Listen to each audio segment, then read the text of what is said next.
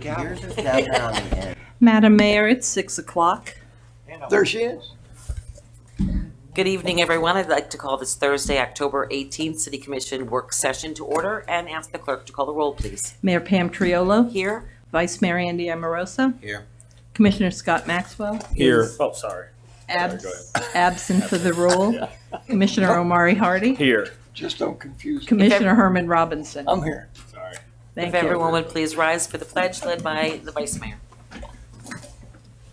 I pledge allegiance to the flag of the United States of America and to the republic for which it stands, one nation, under God, indivisible, with liberty and justice for all.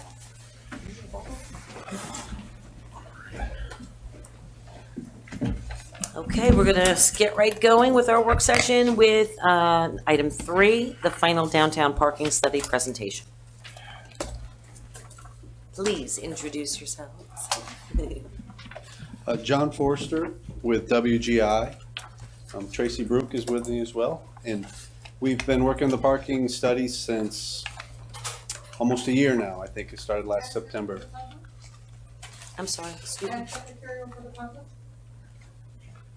I have some of the findings and recommendations. I have some here. We just received this now too, just FYI. Thank you, I'm sorry for the interruption. So Please continue. I just want to say thanks for having us. We've been working on this. I know we've sat and spoke with you independently before about what we found. So we've kind of condensed the findings and we've talked about the solution. We want to talk more about solutions tonight and where we're at and where we think the city should go in order to manage their parking system in a way that really benefits the citizens and the patrons of the city. So feel free to ask any questions as we go along. If you want to wait to the end, that's fine as well. You can leave it on the table, sorry. My bad.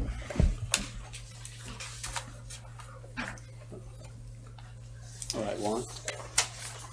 So real quick, we started with a fairly large parking area, 81 blocks of near your downtown. The mixed-use East District being fairly large there on the west side. And so we really broke it down into these 4 districts. The districts kind of broke themselves down. This should make sense to your city that between the streets, Dixie and Federal and everything else, it just kind of fell this way. We didn't have to make up any artificial lines. Your city just kind of works like this. Go ahead, Juan. So I'm going to walk through each of the districts real briefly to talk about what we found. And that mixed-use East District is largely residential at the time, but there's really some great opportunities for new development. I know the CRA has some land they own in the area and is always looking for opportunities to develop that more. And any plan that you have for parking that affects your downtown really has to be scalable to go into these neighborhoods. They may not need active parking management right now because you don't have the density yet, but anything that goes in downtown has to go to the mixed-use East, has to be scalable down to the Artisanal District and then the downtown East districts, so that you don't want a plan that only works for one area and you have to come up with something totally new for the others. So, Juan?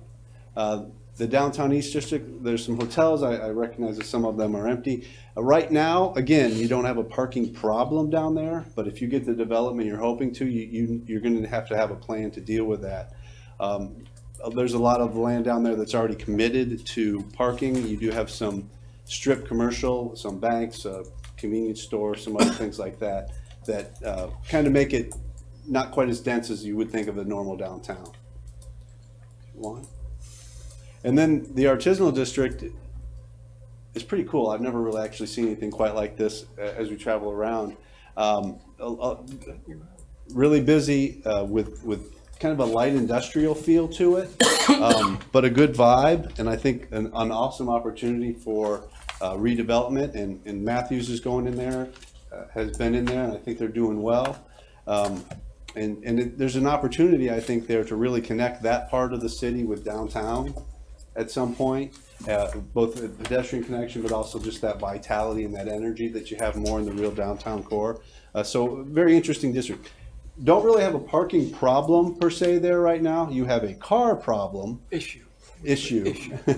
There's a lot of cars there, but they seem to be more related to the repair and auto mechanic businesses that you have down there.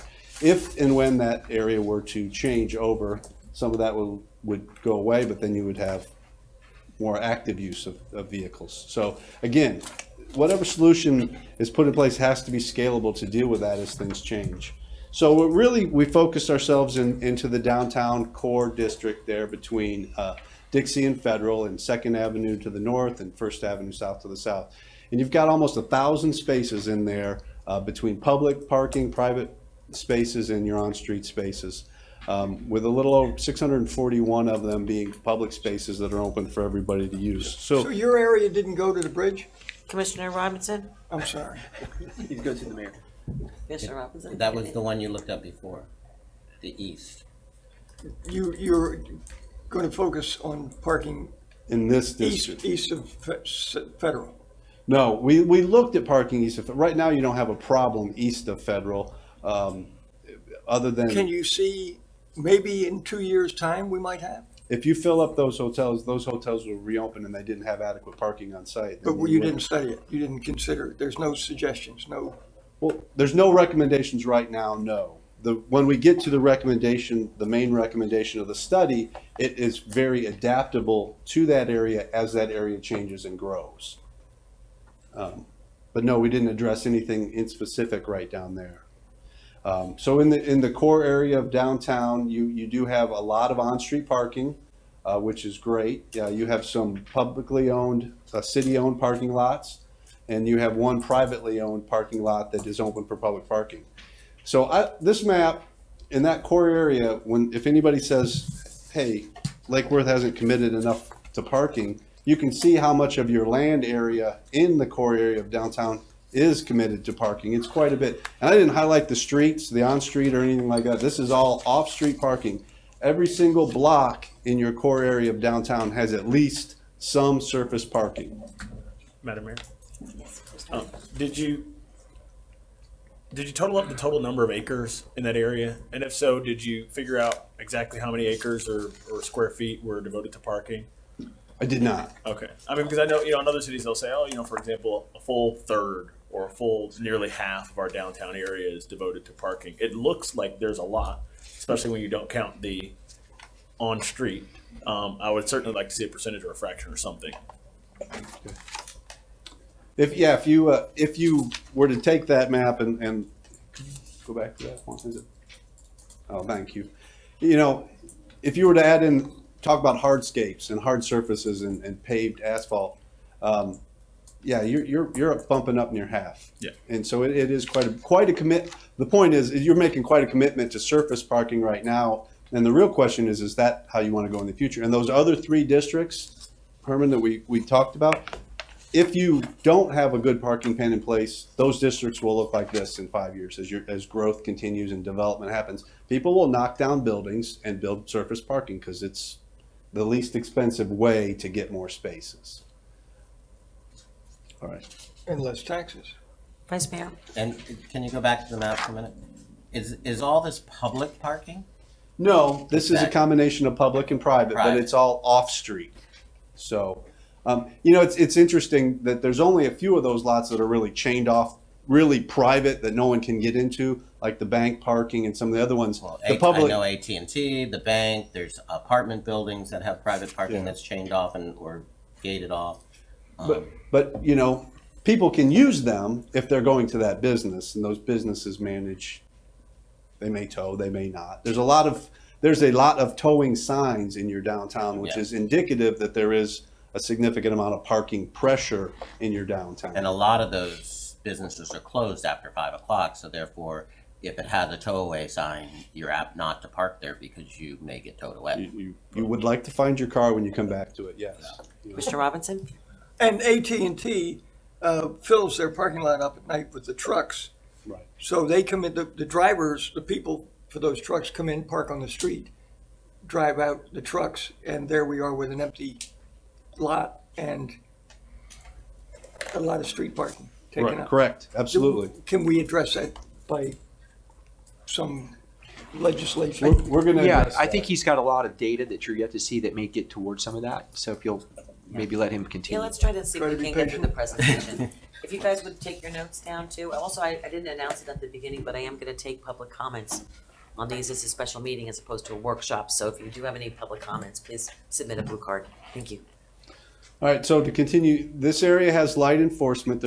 You do have time limits, but there's not that many tickets written. There's the valet parking for the businesses is a growing presence. And I walked right up and spoke to valet drivers. They are parking on your city streets, even though they're not supposed to.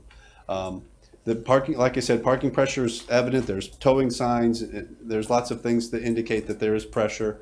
The website doesn't have really any mention of downtown parking at this point.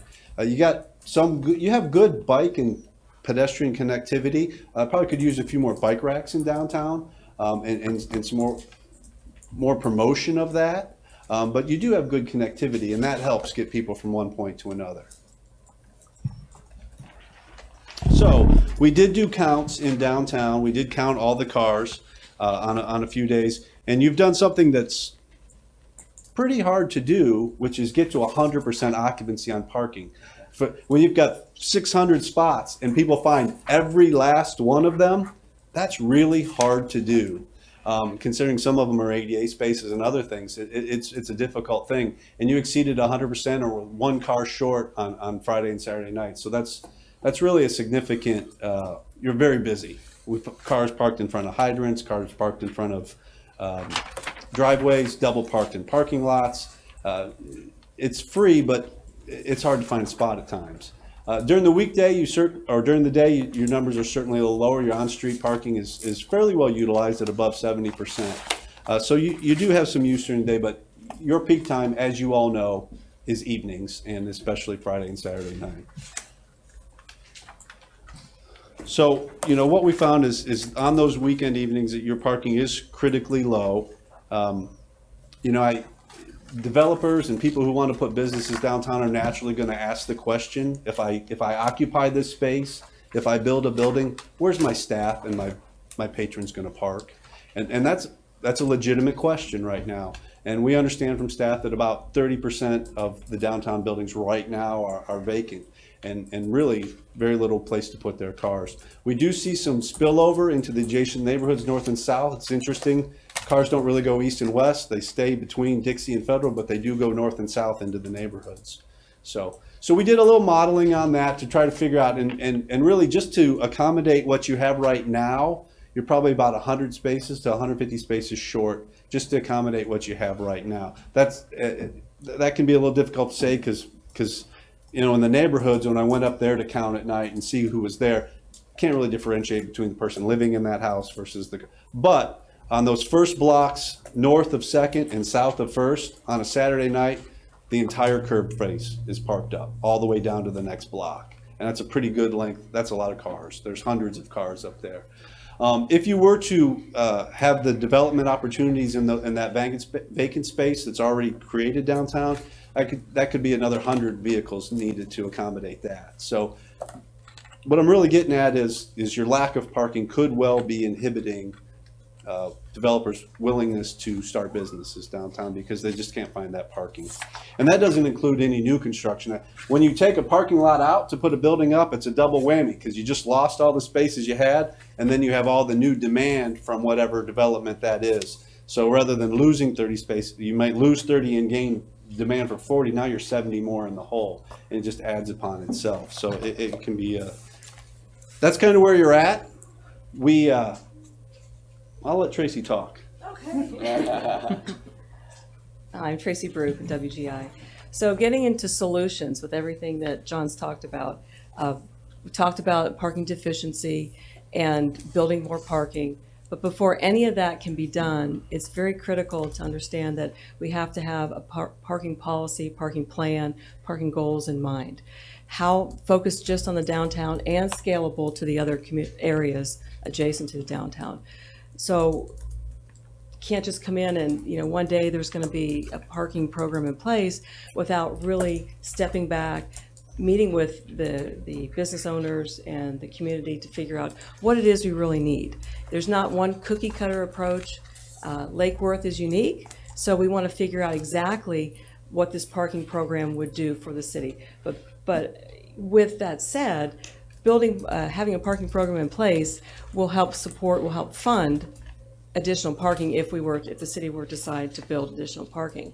And it's also going to have the ability to understand what the real needs are, know that what's happening, what the demand is, what the real data will show exactly what's going on. And that's going to help you plan for the future, not just for today, but have a true parking system in place is going to give you that information. And again, it's scalable. This system can go into the other areas. So if you have an administration leading that charge, but it's really time for the city is what we believe is you guys have earned that. And you're at that point where having a managed program is going to give you a lot of benefit. I don't know if that's all going to come up at once or, okay, that's all right, either way. So again, a parking administrator, parking will have a community, parking needs a face in the community, whether it's the internal departments or the external community. Having someone leading that charge or the group saying, we know what's happening with parking. We know that we need to make adjustments. We know that what worked last year maybe isn't going to work this year with a mix of businesses. So being able to have someone that is able to lead that plan that we talked about earlier and create the parking system and really work with the community, develop relationships, the businesses, be part of the program. Then you're going to understand really what's happening and not just be reactive. You're going to be more proactive. Effective daily management we talk about. Again, some examples, there might be a passenger loading and unloading zone where the Ubers and the Lyfts type operations are picking people up. We might find that that's not good to have on Lake and Lucerne because of traffic congestion. Maybe we need to look at a side street and have a designated area. So being involved in a program, leading a parking program, not just putting up a meter or putting up a sign or having a pay parking program, it needs to be owned. And the city has the business, it's there, and the asset for the parking on-street asset is huge. It's something that the city needs to manage to help the businesses and the community in general. Economic development is another thing I wanted to point out is parking, as you guys know, is always pivotal in any development or economic development project. So being able to go to the administrator and say, we have this plan coming in, whether it's the planning department or CRA, saying this is what's happening, how will that impact parking? So we would have that information, the city would have that information to be able to assist with those questions. This is just a quick glimpse of what a parking system would include. It'd be on-street parking. Again, like John had mentioned, once you have some on-street, if it's metered parking, you're going to have the spillover into the neighborhoods naturally. So you can't just have a metered program without a resident or an employee meaning downtown or for the area, people that work in the area. That program would be in conjunction, because if not, it's not going to be as successful. Temporary surface parking lots, we've talked about that, and potentially structured parking. So the downtown meter zone, this is where we looked at the layout, and this is just an example of how we would do that, or what the proposal is, planned for on-street parking. So anything, it's on Lake and Lucerne and J, K, L, and M streets, and then between Dixie and Federal. And the hourly parking is shown in yellow, and the diagonal red is it's a mix of the hourly pay parking along with permit parking. Permit meaning the employees of the area or the resident permits.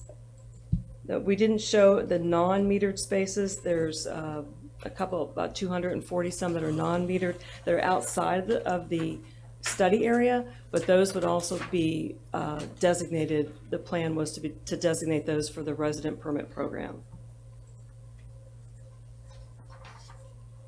Again, some of the rate assumptions that we use, we developed a PROFORMA to see how the system would work, and we used a 7-day-a-week plan with rates ranging from $1 an hour at the lowest to $1.50 an hour as the highest.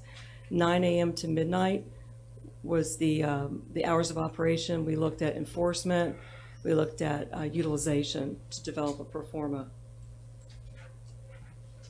And one thing I just want to point out on the back, on that slide, is the wayfinding signs I think are awesome. Can you go back one just for a minute? Yeah. Yeah, that's a picture and an image of the wayfinding plan that's been proposed. And it includes parking, which is, again, will be more efficient, help the system to flow more efficiently so people know where to go and what's public and what isn't public.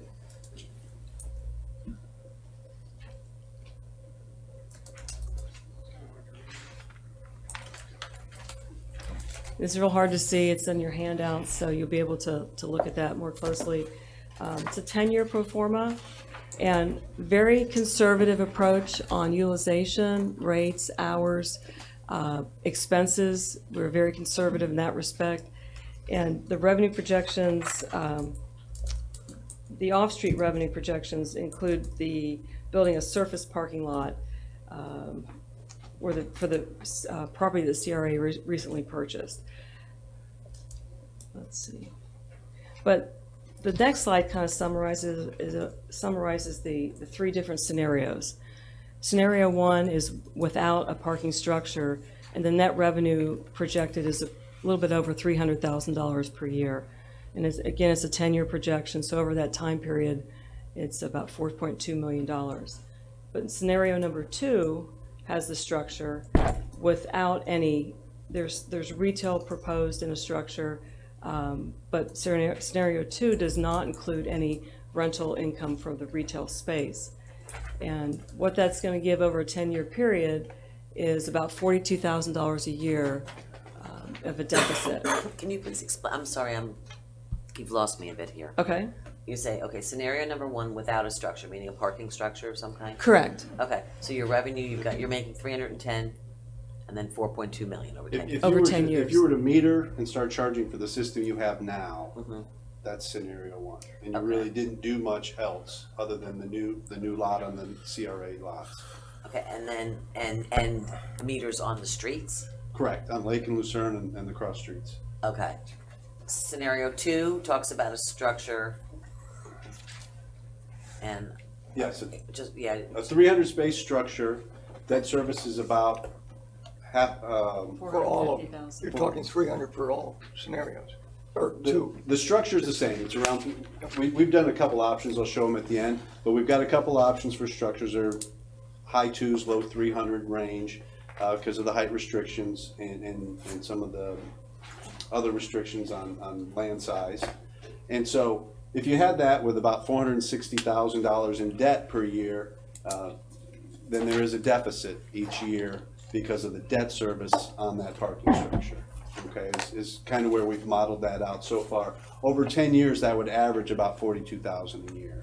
that's why I was trying to explain, why are we in deficit when we're at, you didn't explain that was the debt on the building, Sorry or the about parking that. structure. Right, Okay, right. thank you. And then scenario 3 would be that building with some retail space on the ground floor and just using typical rates that are being gained in downtown right now.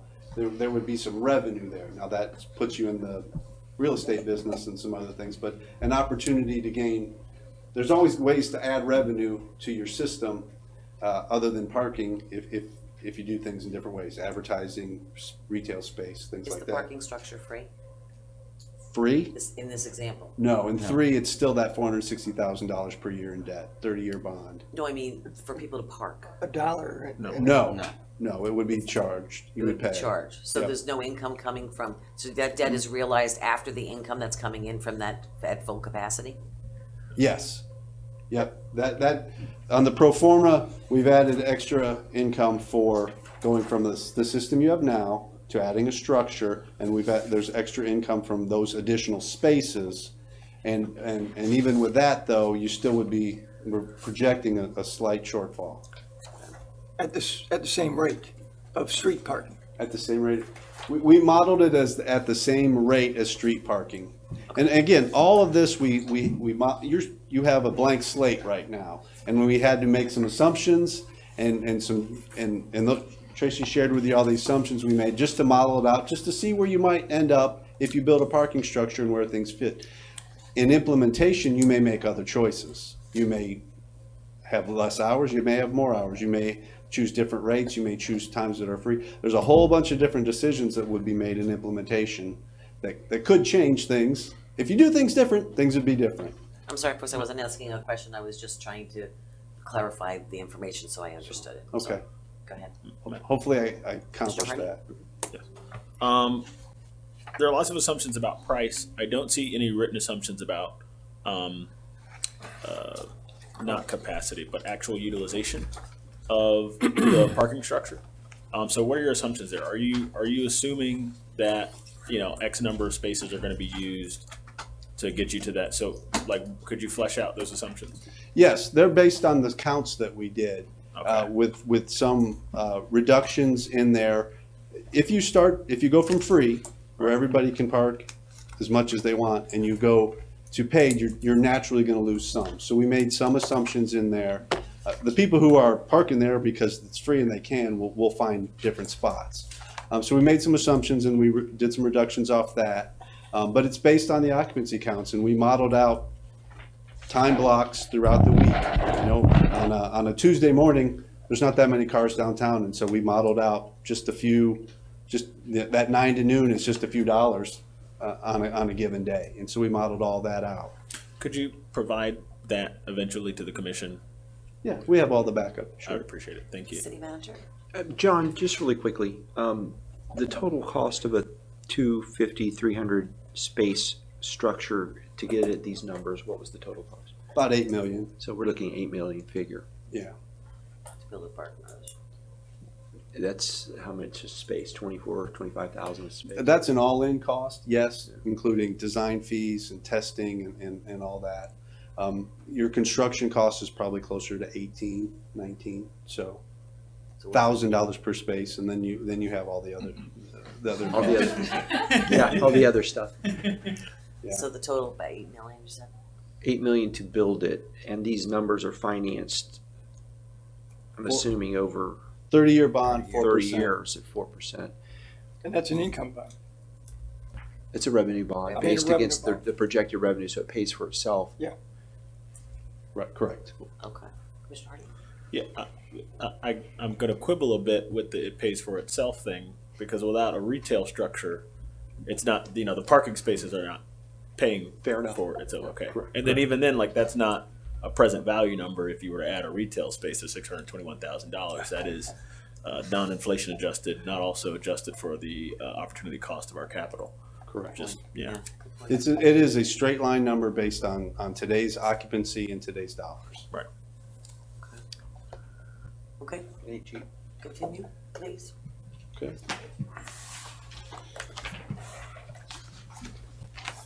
So, just, if you're wondering if other cities are going through the same thing they are, we did a comparable cities analysis with these other cities, and we found that a lot of them are in the same boat you are, that they've had successful beach programs for years, but their downtowns are changing and growing, and they're looking at paid parking. Every one of them either has a parking structure or has one on the books, and they're moving towards it.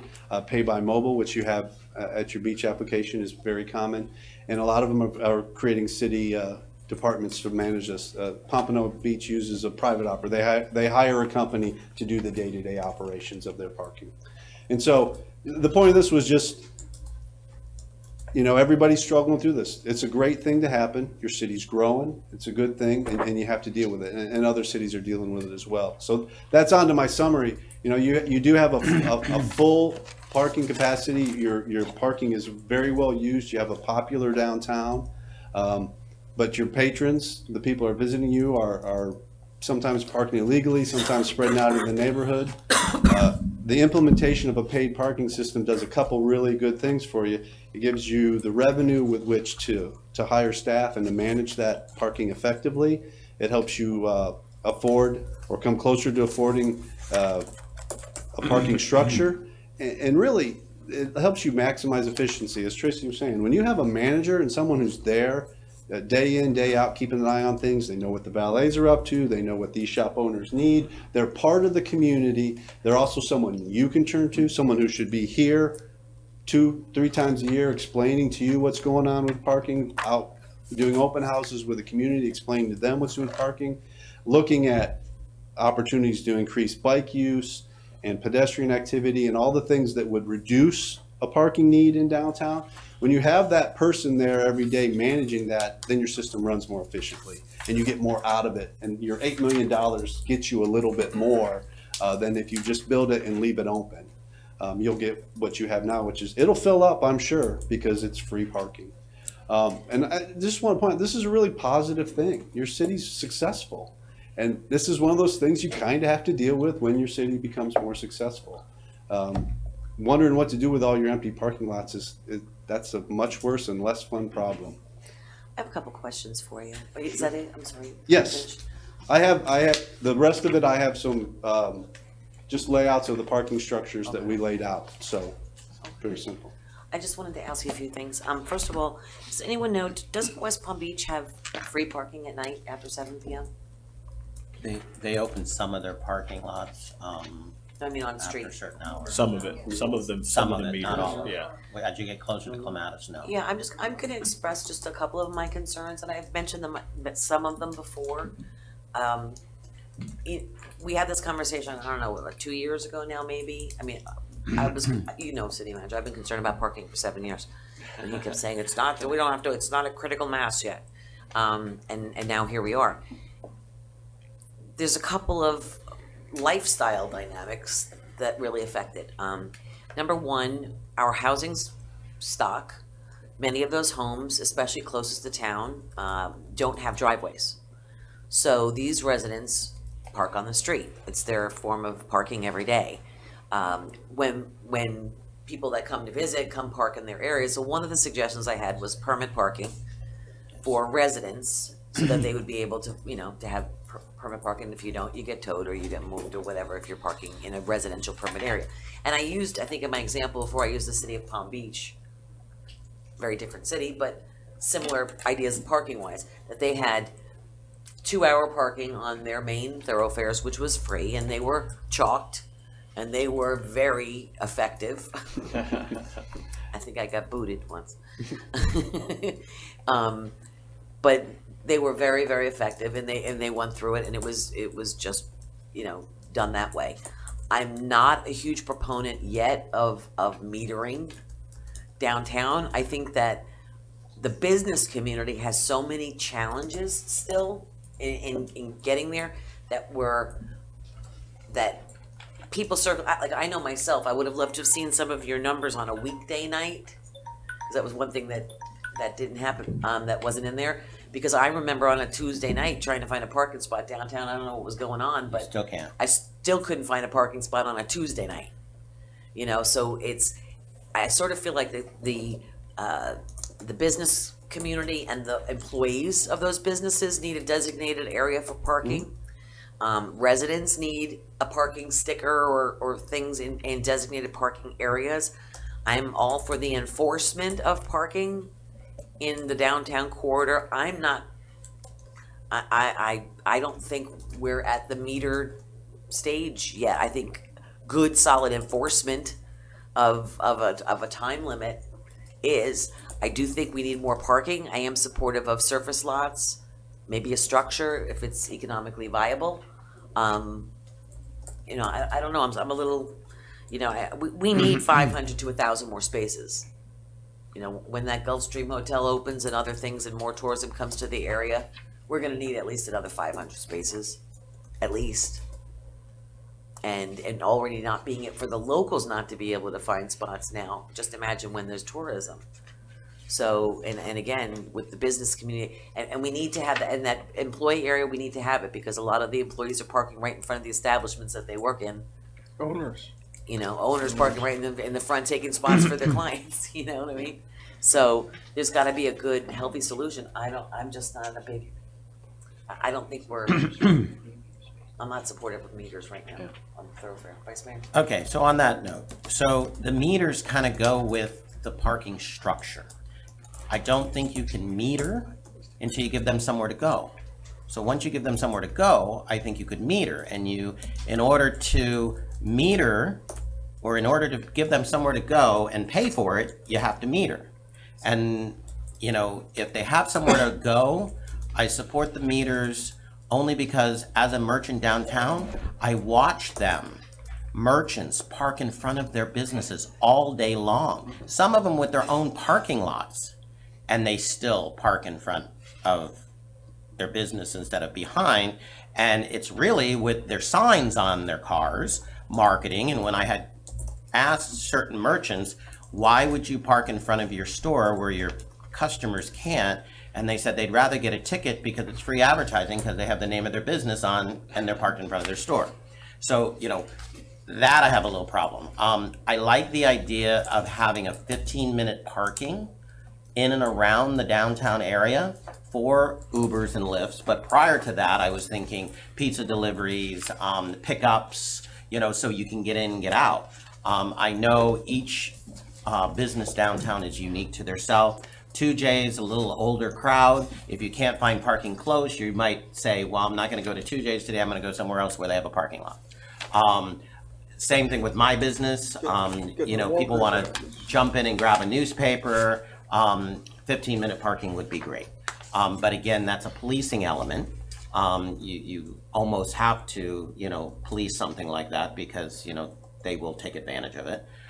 We definitely need some kind of sticker program for employees that are parking in front of the businesses, where their customers should. And I still don't understand that. You're going to work to make money, but you're taking parking from your customers that need to park there.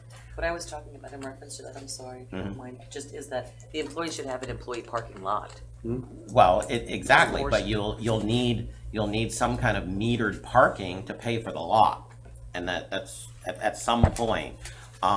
And I can tell you, living downtown, you know, I used to live next door to Tammy, and Tammy has one spot in front of her house, and not to put you out, but Tammy has. It's a driveway. Well, that's what I mean. No stop there. Oh, well, I know that you park in it.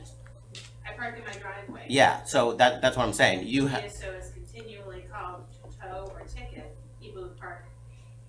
Across the driveway, yeah. So she was having problems with that. She has a spot. I didn't. So I would have to, you know, make a decision on when I wanted to go to the grocery store because I couldn't park in front of my house because the bar was there, and the bar at a certain point would get busy, which I embrace because you live in downtown. But things like that, residents can't park in front of their own homes at certain times, and now it's gotten busier. You know, Thursdays, Tuesdays, Wednesdays, it just depends on who's doing what special, how busy it is downtown. So, you know, those are just some of the things that are going on. I heard bike racks mentioned. Thank you, Joan. Where'd you go? Hi. Joan in the CRA, we've already talked, and she's ordered more bike racks for the downtown, so those are coming with new garbage cans and all that. Is there a reason why you didn't include a plan that would include livable space? On the garage? Yeah, part of the because design? I kind of envision a little bit of smaller retail, because that's what we're missing is small, affordable retail, and then smaller livable space. Because as a merchant downtown, we're very seasonal.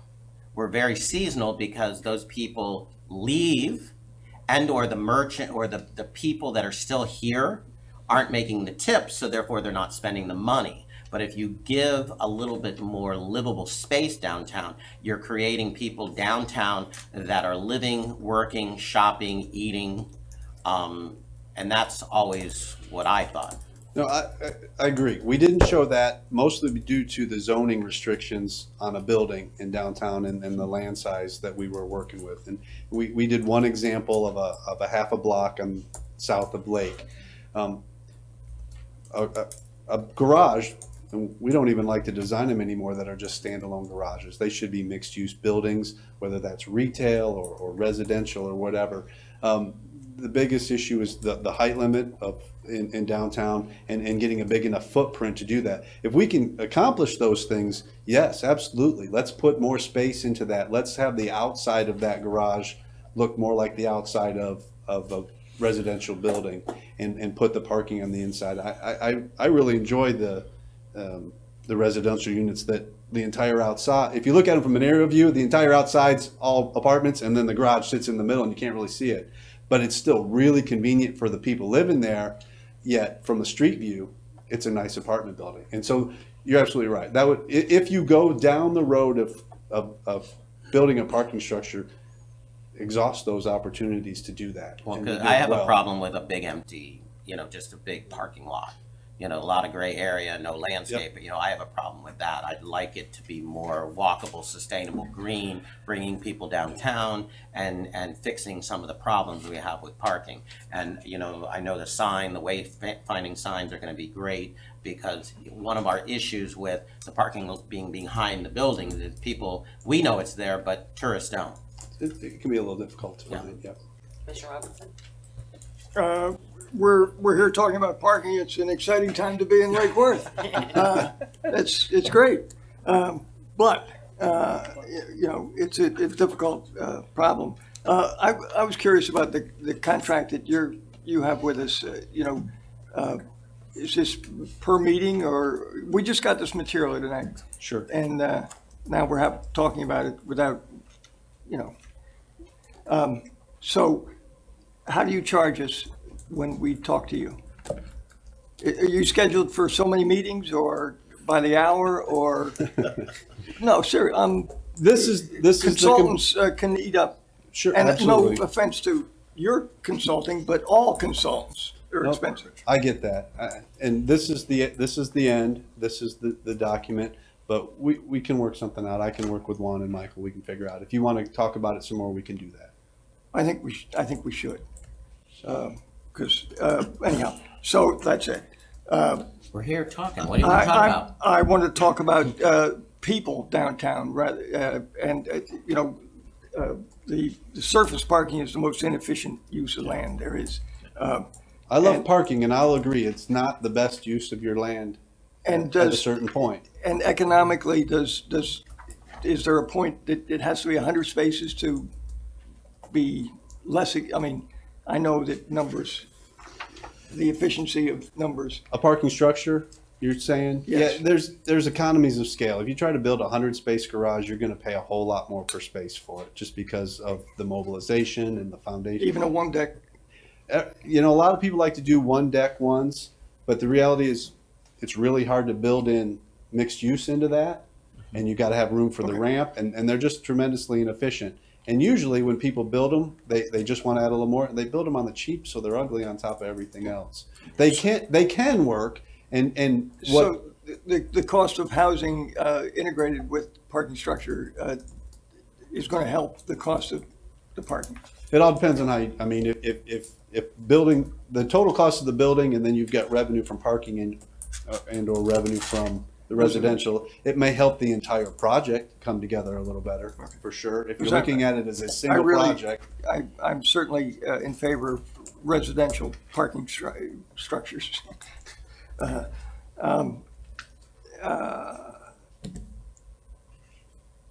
That's, we'll continue the conversation. Commissioner Hardy? Thank you.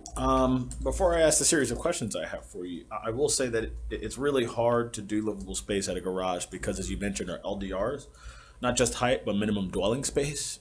We just scuttled micro units not too long ago, so that makes it very difficult. The other thing is cost of construction in the market, right? It's very difficult when you're going to pay close to $20,000 a space or more, and you're not sure if you're going to get that return back on renting the units there. So with that said, I do have some questions for you. I guess my first would be, and this is kind of a broad question, but why have meters been successful at managing parking elsewhere? You have to manage your parking. If there's a base thing here, it's time to manage your parking so that you can get out of it what you need out of it to keep your residents and visitors happy. Couple ways to do that is time parking, which was talked about, and metered parking. Time parking is labor intensive to enforce because you've got to visit the spot at least twice. Right. Okay. That's what we're doing now. Yeah. Right. And so you've got to establish that a car was there, and then you've got to go back and establish that it's been there for 2 hours and write the ticket. It's also it's entirely punitive. It's just very inefficient. Well, it's inefficient, but it's punitive. When you have meters, what you're offering someone is the opportunity to choose to comply, to pay there, or if there's a free lot the other side of Dixie, I'll park there and I'll walk, because I'll walk 3 blocks to save that money. And so you give them a little more customer service, if you will, more opportunities to make decisions about how they want to park. You're absolutely right when you're talking about, you can't just take an area that's 110% full and say, these are the rules now. Because if you don't give those people a place to go, all you're doing is putting rules on them when they don't have a choice. And that doesn't work. So meters are about choice, about customer service, and about effective management. Tried and true across the world as an effective tool in managing a parking supply and attempting to provide high levels of service to the patrons. Okay, I appreciate that explanation. We hear this, and it's said a lot by folks in the business community. They say, if you charge for parking, my business will suffer, right? And has that been your experience, that after you charge for parking, there's some sort of commercial apocalypse in the area? If you're at 50% occupancy and there's plenty of spots everywhere, and you start charging for parking, then you may get some of that. Right. Because why? Why are we doing this? This is the point. If you're full and you start charging for parking, and you're able to manage your inventory, and every time you go to your restaurant, you can park within a block because now there's available spaces. The question is, a free spot's awesome, but not if it's always full. It doesn't do me any good if there's always a car in it. Right. And so, to your question, will there be some people who say, I'm never going downtown again because they charge? There'll be a handful of them. But you have a handful or maybe more people who say, I won't go downtown now because I'll never find a spot. Right. So yes, there'll be some of it. Will it be detrimental? My experience is no, that in the long term, it's not detrimental. Okay. And another question, why is it difficult to manage parking without charging for it? Just as I said, it just takes more time. If you're going to do time limits. I mean, there's no revenue stream to provide the resources to manage the parking. Well, that's just it. If you hire staff to go out and write tickets and there's no revenue stream, then you're paying for that out of somewhere else. Right. Which is one of the reasons why we don't really manage it as we probably We focus on the beach could or first, should. yeah. Right. Because we really don't do it downtown because there's no supporting revenue stream there. Okay, and then the last thing that we didn't really address here, and you mentioned it in your report here. You said bike travel in Lake Worth is higher than the national average, but it's not as robust as Cocoa Beach or St. Augustine. And you said that the statistic that's most interesting and least explicable was the fact that Lake Worth has the lowest walk to work mode split of any other city that you analyzed here, and it's also lower than the national average, right? So fewer of the people who live here and who are working here are walking to work, right? Fewer than St. Augustine, fewer than Coral Gables, fewer than all these other cities that are in our list. And so I think if we really want to tackle the parking problem, sure, we have to look at managing parking. Sure, we have to look at adding parking supply if that's what it turns out we need. But I think the biggest thing is we have to find a way to get people who live in and around the downtown to stop driving, especially solo driving to the downtown, and to start walking to the downtown. And that means we have to look at what makes walking harder or easier, what makes biking harder or easier, and some of the incentives that go with driving. So those are my comments. And trolleys. I would agree with that. I think the same issue that you have with managing parking without a revenue stream, you're going to have with having a trolley without the density to support it. Typically, the literature says you need about 8 to 9 units an acre of density to support a 30-minute bus service. We have 5.5 throughout the city. Take away all the parkland, you're looking at 7.5 units an acre. And in the downtown, I would suggest that you're probably not much more than that. I mean, we can do an analysis, but I would venture to say that we're probably maybe approaching 8. And I would be surprised if we were. So Another factor on the drive to work is there's no jobs downtown. Yeah. Yeah. So that's probably another major But factor. what the statistic shows is that of the people who are working downtown, a smaller percentage of them walk. So even it's adjusted for the smaller number of jobs in our downtown. It's a percentage of the people who are walking to, who are going to work. How many of them are walking? A fewer percentage of those folks who are already going there to work are walking. So we have to address that, because that is the root of the problem. It's the fact that cars are coming into the downtown. You can look at parking as what to do with the cars once they get there. You can also look at trying to solve parking problems with just trying to keep the cars as few cars as possible in and as more people in as possible. That's another approach. Vice Mayor? I wrote down a couple other things. I can tell you all but one of my employees walk to work, and I walk, we walk in the rain. Scooter. Why? Why? Partnerships, we didn't really talk about partnerships with, some of these ideas. I just wanted to mention that. Commissioner Hardy mentioned micro units, that we killed micro units. I have no problem bringing back micro units for a conversation at a later date.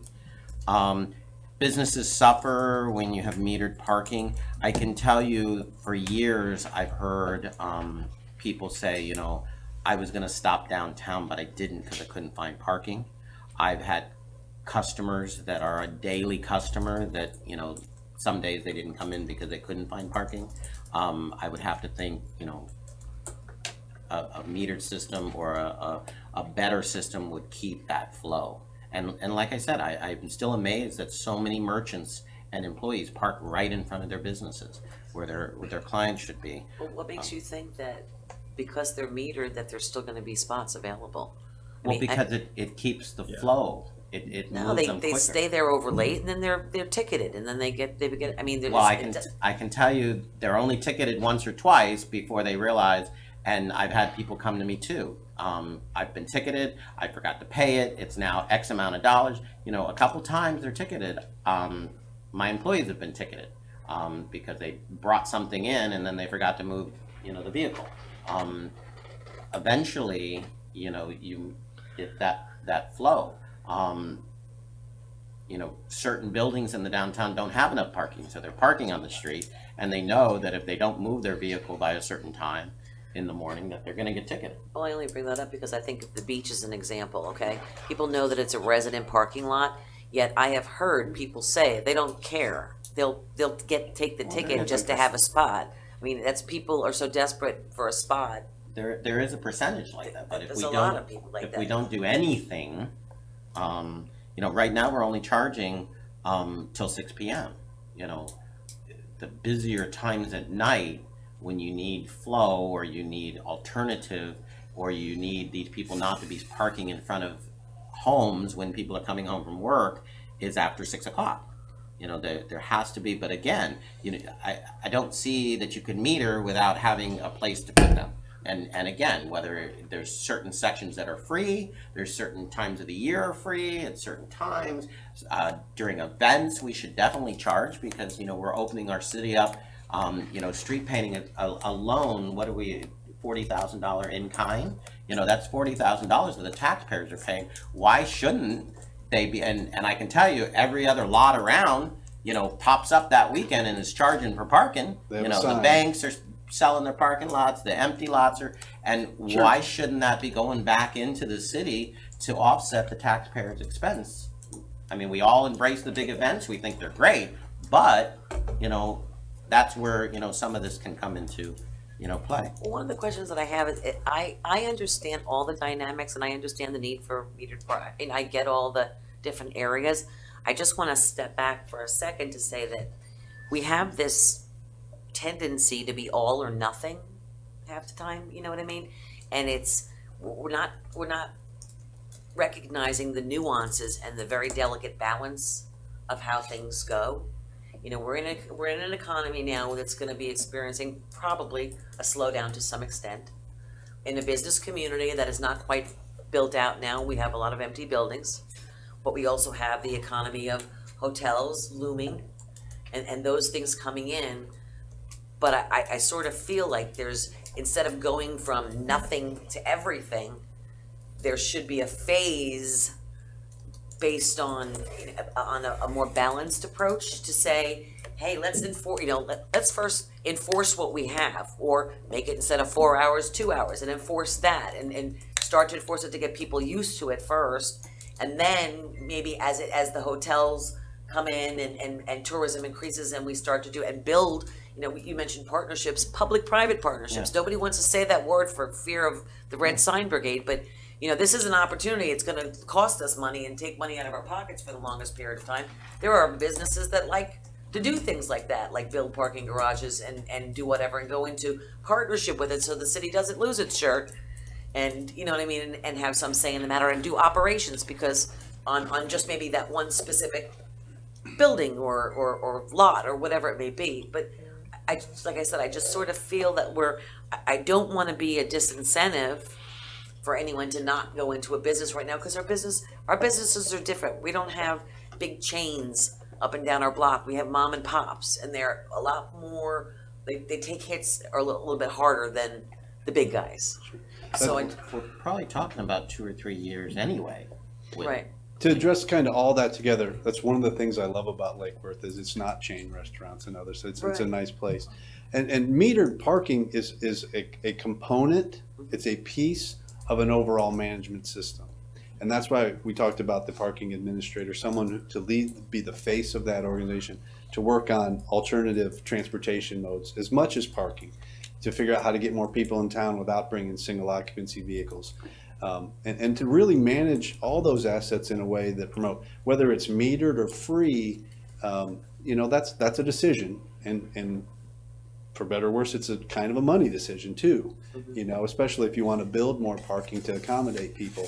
But that's just a part of managing the system as an asset and as infrastructure that you need to make your city work the way you want.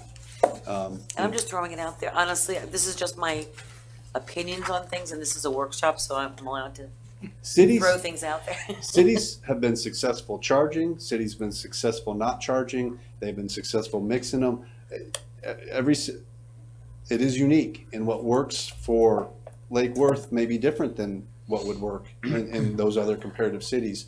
And I just like the long range plan, and I think we have to look at the nuances of what makes Lake Worth unique and kind of not and build towards the focus of what we want in the future. But the one thing that this community does not like is you dropping something on their head and changing the way that they do something immediately right in their face. I don't think that's what this is. Okay. I mean, it's a long. Okay. No, How long would it take to build up any kind of parking structure? I'm less concerned about the parking structure as I'm talking about metered parking on the streets in the downtown. Well, but it's a package. Okay.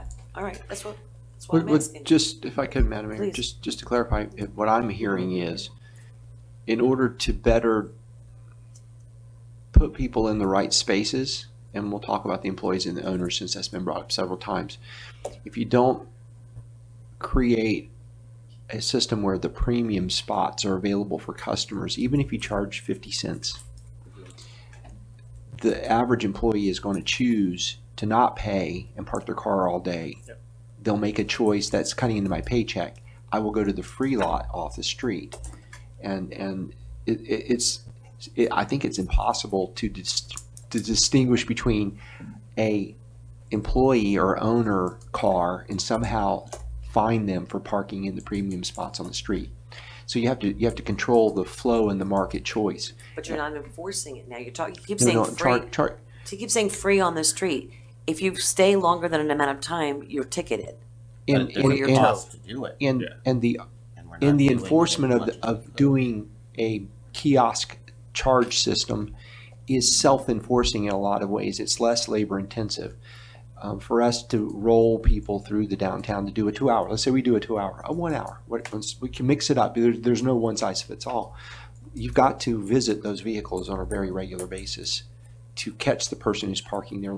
If you do a system that's pretty automated, you got one guy rides around, he can, you know, do it very easily with technology. I think that's what you're saying. So the free parking in the premium spots is about having people who visit the downtown or people who work in the downtown make a market choice to not park there, to park in the free spots.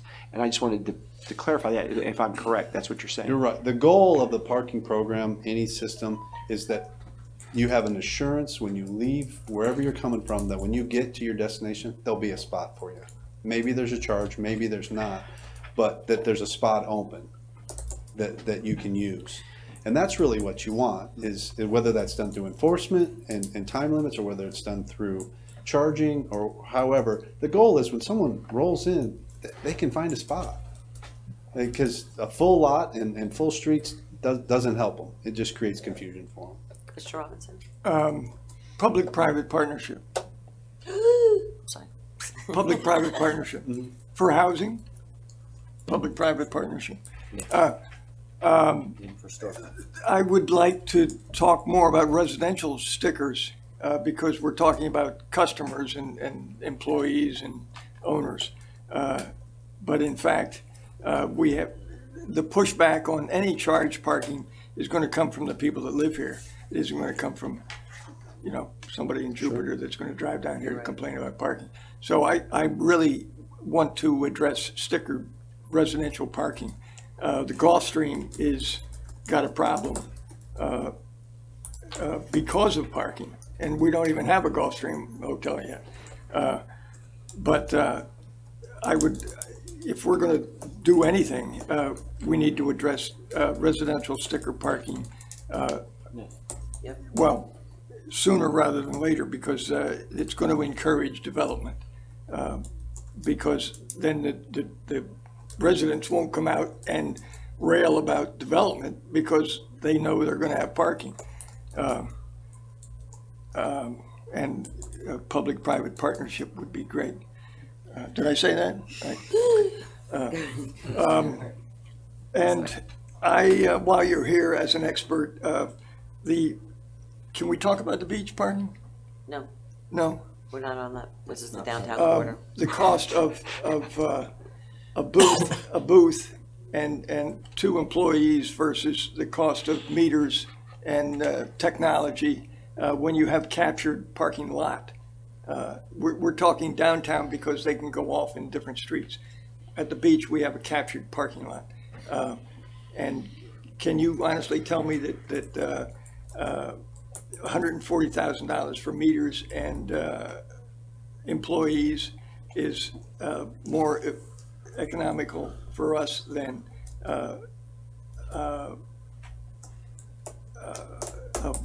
thought we weren't talking about the beach. And well, we might be able to get to gates somewhere else. Oh, in the Because downtown? you're gonna have And gates. you can put one You're person gonna there. have Everybody. And there's no queuing, they'll be back up on the bridge. you're gonna have attendance at the garages, right? The way we laid this out, the way we modeled it, is the garage would be permitted and or metered, which means no gates. People could come and go. Okay. Either in West some- Palm has that system, and they have a guy there. To help Because, with this problem. yeah, because nobody, yeah. And that's, every community has to make those decisions. I've seen communities that went with more technology, only to say, you know what, our community likes people, and they're willing to pay for it, so we're gonna put staff back in our facilities so that they've got someone to say hi to them and talk to them and show them where to go and help them find their way around. That is a community by community decision that is a dollar and cents decision, because staff costs money every year. Staff costs more. So can we decide to address residential parking first before we plan for a garage or meters? I think you need to think about the whole thing as a package. And you may, well, and I think residential permits have to be part of your solution. It has to be part of your solution. I'm thinking they should be at the start of it. They're the I agree with Commissioner Robinson. priority, because They need that right now. The Well, residential side. because of works the together. pushback that we're going to get on any, if we stick meters in, if you don't have a residential sticker, you're gonna Should complain. work together, yeah. Well, but let's make sure that the residential stickers come in first. Well, that's why we're chatting about it. Commissioner Hardy? Yes. First thing I'll say, and I left this out of my first comments. In your report, you said conservatively, if vacant buildings were utilized at 90%, this could add an additional need for over 100 parking spaces. And I guess if I could add a contingency to that, right, it would basically be, it depends on the uses of those commercial spaces. Absolutely. If what you're talking is about daytime uses, for example, like office space, for example, like the Hummingbird Hotel, they're not going to require very many additional spaces, if at all, right? Because you have a lot of space during the day that's unused. But if it's a nighttime use, when peak parking, is an issue, okay. I just want to say that. The other thing is, you said that the lack of parking spaces discourages development. I guess my question is how, if we require developers even in the downtown to provide off-street parking, if we, if a developer wants to come in and build an apartment building, he has to provide a certain number of spaces, period, right? So I guess how would the lack of spaces right now discourage the developer from doing development if he's going to have to provide the parking spaces anyway? You start to get to a point where you say, okay, should we create community-owned, shared parking where everybody can utilize it, and you get some models. A residential developer, my experience across the country is they generally won't come in if they can't build parking on their site, because they can't market their units that way. Unless you're in a city that, Unless you're in New York or DC Boston or something San Francisco. like Okay. that. Yeah. They don't want that kind of hassle. If they're going to sell units, they need parking. Right. Now that could be in a city-owned facility that they have or a private-owned facility that they have a lease agreement with. Right. But if you allow that, these are all generalizations, but if you allow them to come in, you say, well, you need to put in 30 spots, they may say, okay, forget it, I'm not going to be part of it, or they may go buy 3 houses and knock them down, or they may knock down something else. And you have to decide, is that what we want, or do we want to start infilling the surface parking instead of creating more? And so it's that kind of decision of, and there's a cost to that. There's no doubt. A surface parking lot, $4,000, $5,000, $6,000. We're talking 18 to 22 for a garage. It's a big difference, and it's a commitment to be able to do that. And on that, we talk about public-private partnerships, which I think could be really important. The problem is, with a public-private partnership for parking, we know what we're getting, right? We're getting a certain number of spaces for the community. Unfortunately, the folks on the private side, they are trying to figure out, well, after you provide all those spaces, and after you take into account height restrictions, which are at 54 feet if you go through the Sustainable Bonus Incentive Program, but if you don't want to go through the Sustainable Bonus Incentive Program, which requires you to make some changes to your project, then it's 43 feet, right? Mm-hmm. Okay. Yeah. So you're talking really 43 feet by right, 54 feet max, right? What's left for the person on the private end after we've gotten all of our spaces? There's not much left. And so I love public-private partnerships, but we do not allow development to occur such that that sort of thing is economical. And I can say that I've spoken with people who do this kind of stuff, who are interested in it, and by the time they figure out how many units they can get on a particular property, even in the downtown, after providing space for a garage, they're like, well, this can't work, right? And then, my last thing is 2 things. A parking benefits district, right? So I'll leave the last 600 pages of Donald Shoup's book for you. I'll just take care of the first 100 pages. But one thing that I do like, and you hinted at it in your report, was that if you do end up charging for parking in the downtown, any net revenue net of expenses for managing the parking system, should be poured into the area where the revenue is raised, right? So that the community in that area, they get something in return for having metered parking. They get pressure washed sidewalks, they get they get street trees, they get this, they get that. And if we're talking, if you put up your slide again, it was $4.2 million over a 10-year period. Those are substantial benefits that could be realized for the people who live in and around the downtown in the way of infrastructure. We just had a workshop where we talked about developing an extremely complex transfer of development rights system to generate money for infrastructure, right? Well, that's one way to generate money for infrastructure right there, and you can concentrate it in the area where the money is raised. That's as equitable as it could possibly get. And then my last thing is demand-based parking prices, right?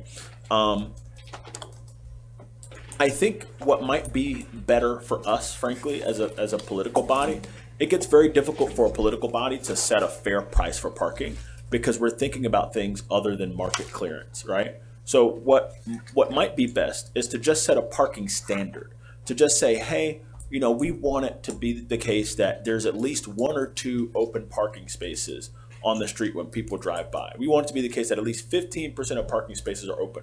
What's the price that makes that happen on a given night, on a given weekend, in a given month, or in a given time of year? Figure that price out and enact that. And, you know, a common criticism of that is, oh, that's very complex. People don't know what the price is going to be everywhere. Well, that's been done a few places very successfully.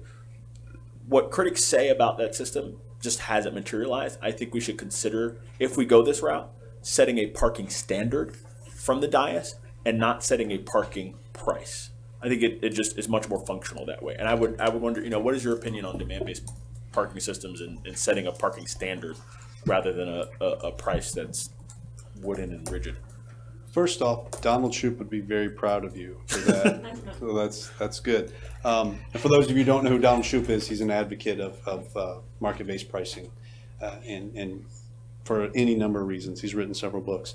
But we like market-based pricing, demand-based pricing, where the most active and most desired spots are a little more expensive. And that goes back to that customer service issue of, if you want to pay less or you want to pay nothing, the opportunity's there. It's just a little bit more of a walk.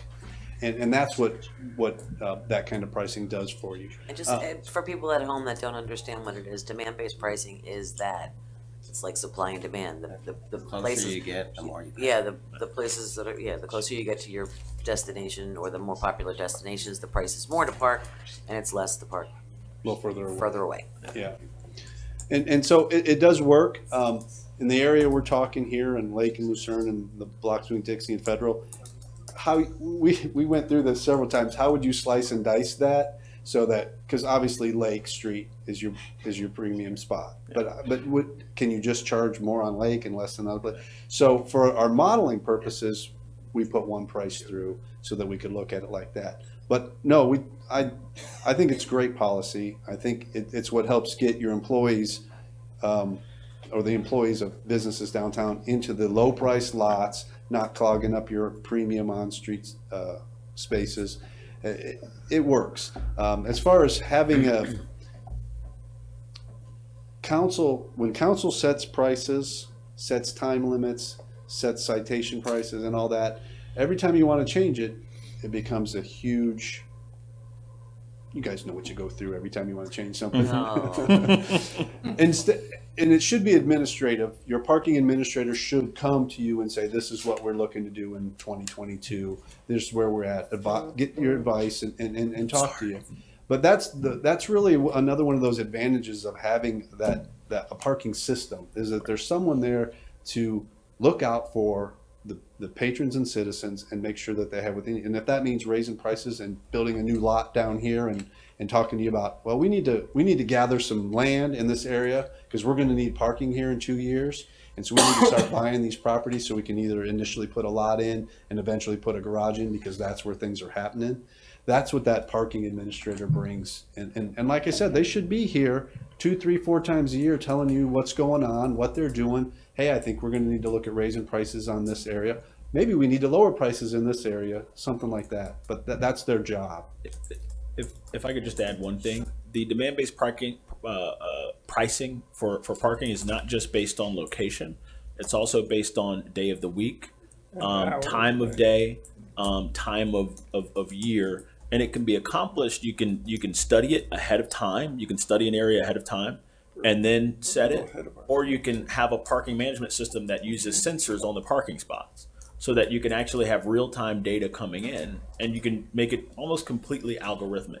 And what other cities have found, I think San Francisco does this, they've actually enacted it citywide, I believe, just recently, like literally the entire city is on this system, is that it works.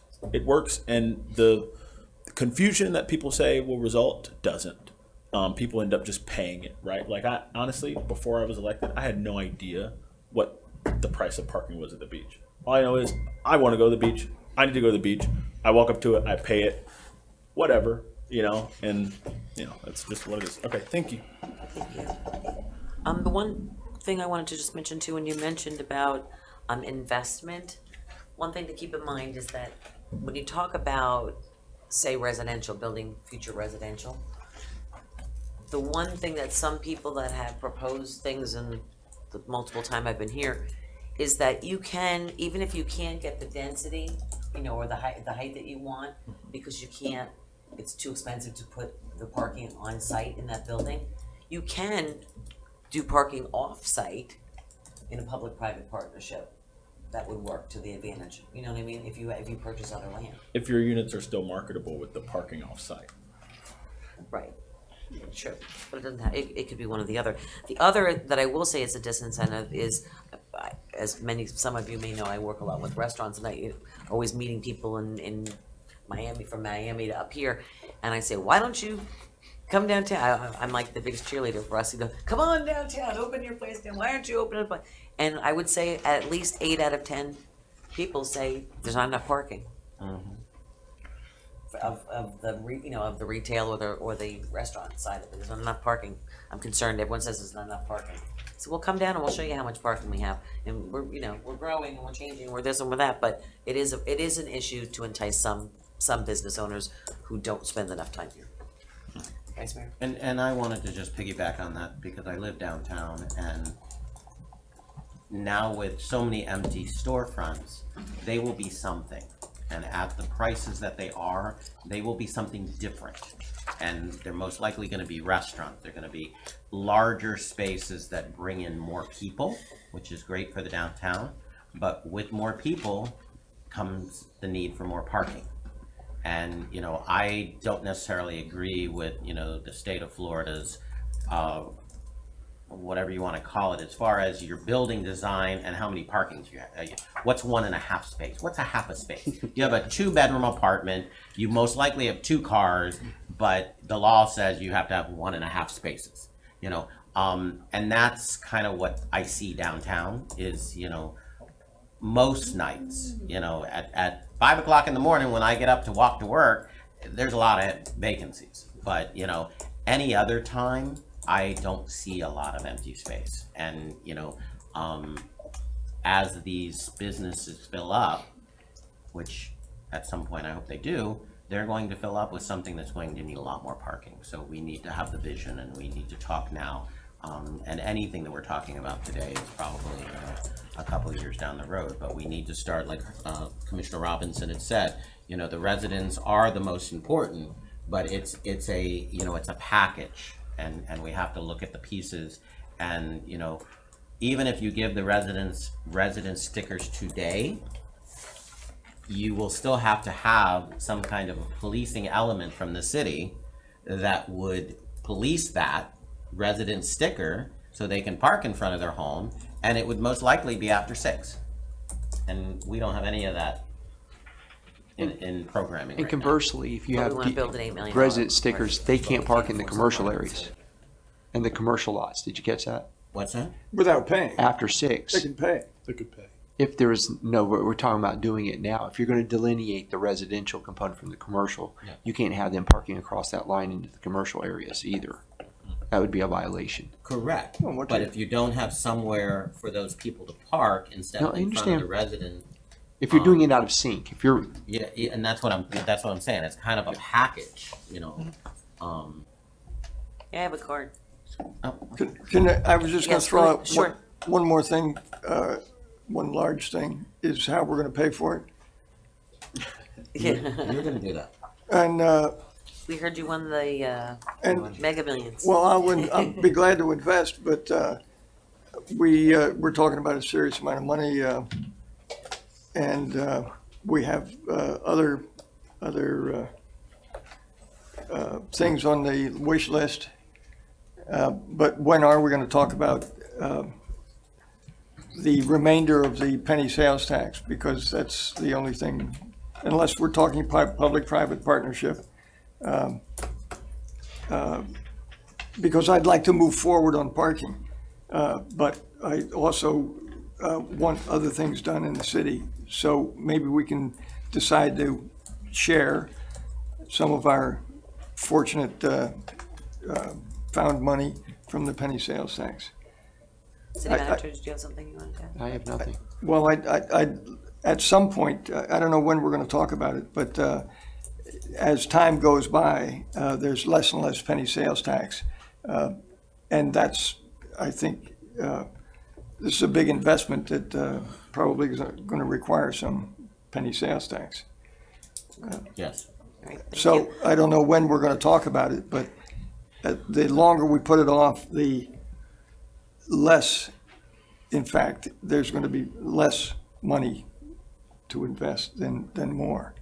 Okay, thank you. Juan, did you have something to say? Madam Mayor, if I may, before we close up. I'm not close, I'm trying to get to Oh, the okay. people. Go ahead. I can wait till the end. Can you? Okay, thank you. Sarah Maliga, followed by Peggy Fisher. Come on up.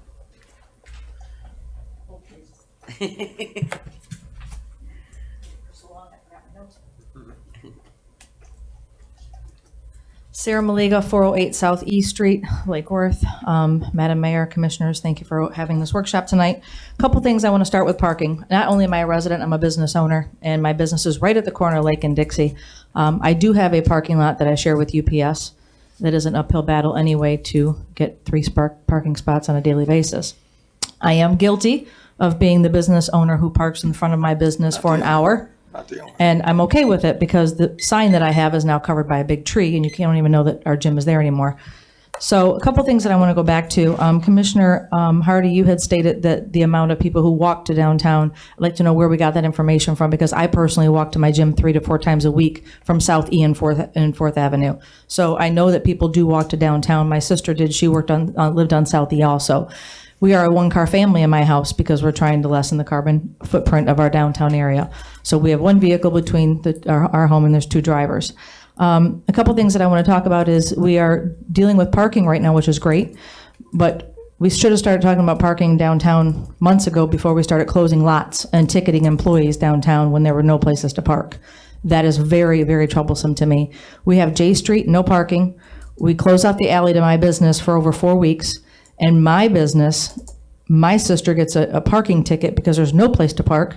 She gets a parking ticket for being in the spot for more than 4 hours. So you want me to allow her to leave, to go outside, to move her car, and hopefully find another spot to move to, because I don't allow my employees to park in my lot because we only have 3 spots for our customers. Makes sense, right? With that being said, we have 1 handicap spot in our parking lot that everybody downtown wants to park in. They see handicap and they're like, well, there's no other handicap spots downtown. That's not my problem. I'm the business owner. I pay for this rent.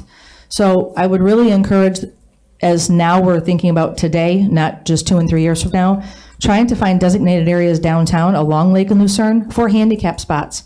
We're going into season. You're talking about people coming to restaurants and not having a spot to park that are going to leave. Well, if we have designated handicap spots, at least 2 or 3, we have none.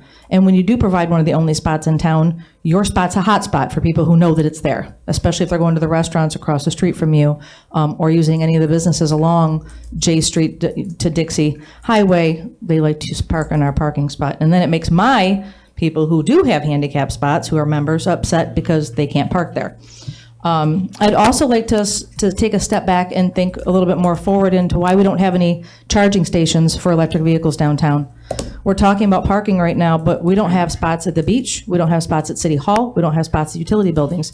More and more people are buying electric cars in this city. I personally have sold 2 to residents in the last 25 to 45 days.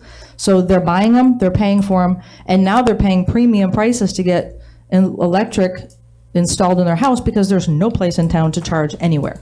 So I'd like that to go to the forefront of this parking thing that you guys are talking about. We're talking 2 and 3 years away. What can we do now? What can we think about today? These are just some of the ideas. Chalking does happen downtown, but there are business owners downtown who've gotten really smart and they have a solution and they come out and they wipe the tires off and they move the car and they move on with their day. I don't really care about stuff, but when other businesses come to us and like, can't you get mad? And I'm like, I don't have time to get mad about that. So these are just some of the things that I really like us to think about.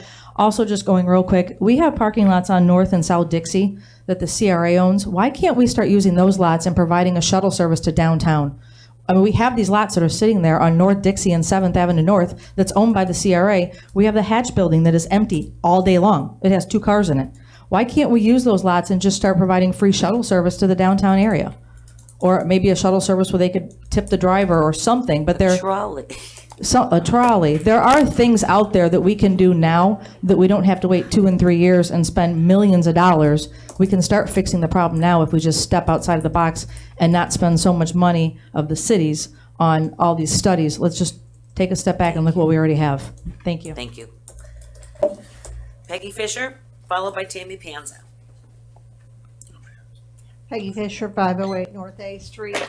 One thing in this presentation that y'all haven't talked about very much are the 7.5 to 8.5 FTEs that go along with this parking improvement aggravating. So that's about $500,000 in additional personnel expense that we would need to address, or you would need to address.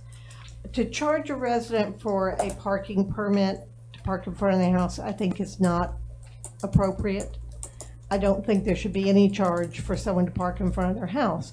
But we also need to now step back, and when we're allowing developers to count on-street parking as part of their parking allotment, you're exacerbating the parking situation. When you allow business trucks to park overnight in city parking lots, that's adding to parking problems. And you are sitting in the middle of a big free parking lot right here that is used every night by restaurants right to the south of here.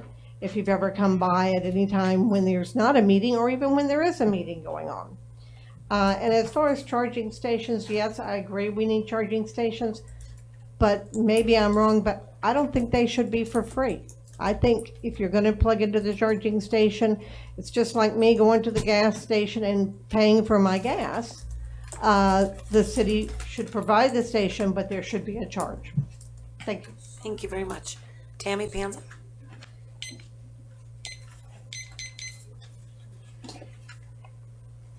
Okay, a couple things I want to touch upon. I'm in the area just north of Lucerne on L Street. You've got my area sectioned off as a metered area. And personally, living on that street for the last 10 years, every other spot is a driveway or a way for people to get in and out of a lot. So like half the available slash marks on that chart that was so carefully presented aren't even available for parking. And now you're going to meter it and tell people that have these micro living situations right downtown that they can't park in these areas. I want to address the comments about people who live in Lake Worth not doing the courtesy of walking everywhere. People who live in Lake Worth get jobs where they can get paid and they can pay their rent. So if they have to drive 20 miles to go and work somewhere that pays their rent, they're going to do it. And I'm sorry it doesn't go north or south and is on a trolley route and can be politically correct or what have you, but people drive to where they get a job that will pay their bills so that they can afford to live and raise their kids, and not everything is pretty. So as far as the downtown, I don't see a problem with maybe one day closing off Lake or Lucerne, making it a walking area, and directing the traffic around on 2nd Avenue North and South and having a walking downtown.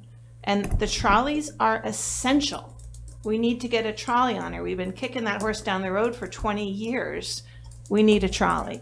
West Palm has it. West Palm is doing wonderful things with their downtown. They've got little bike people. I was just reading how one guy's now an ambassador for the city because he did a little bike tour so well that, you know, you have to think outside the box. So trolleys, walkable, and the working class people in Lake Worth really don't need to be put in a little niche of, oh, you must walk everywhere, when they do what they can do to survive. So thank you.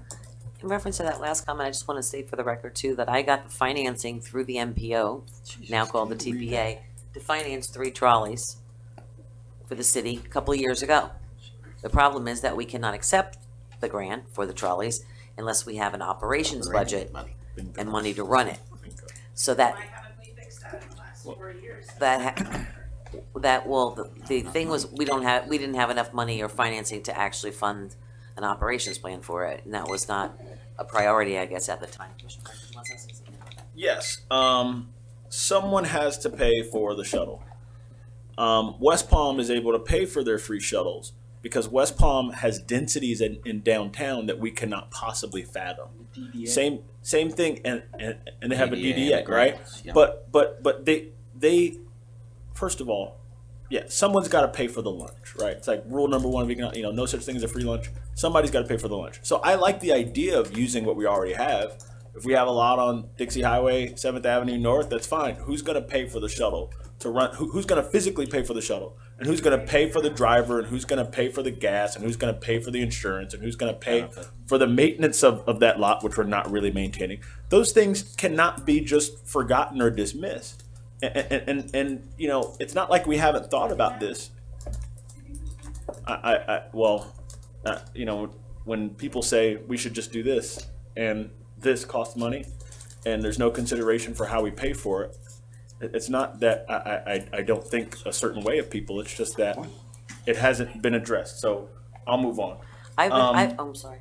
I just wanted, in reference to that, I've been approached by several people that were interested in operating a trolley system for the city. Well, that would be it. If they want to pay for it, then fine. Those are the conversations. We're not stopping anyone from operating. They could do that right now. But they want the vehicles, and the vehicles are provided through the MPO to the city, so it would have to be a public-private partnership. Oh my God, did that word come out again? That would be very interesting. Here's the other thing. It won't be free. Nothing's No. free. Additional FTEs will be paid for by parking revenue. The comment that I made about the smaller percentage of people in Lake Worth who are working in downtown Lake Worth, walking to their jobs. What I'm not saying, first of all, is that not a lot of people in downtown Lake Worth walk.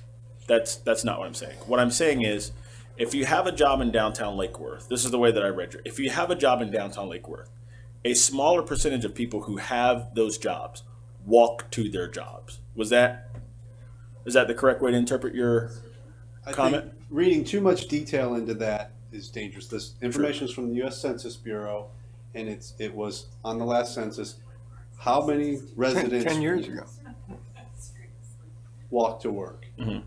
And that's the percentage for your city. Just to say I know how to slice that any further, whether it's downtown or wherever, I don't know that. Okay, and then the other thing I would say is, if you have problems with the census's methodology, they're applying the same methodology in these other cities here. So if there are issues with the methodology, those same issues crop up in Cocoa Beach, Coral Gables, Pompano Beach, Sarasota, St. Augustine, and around the country. So even if you don't agree that the exact percentage is right, comparatively, the same methodology is being used.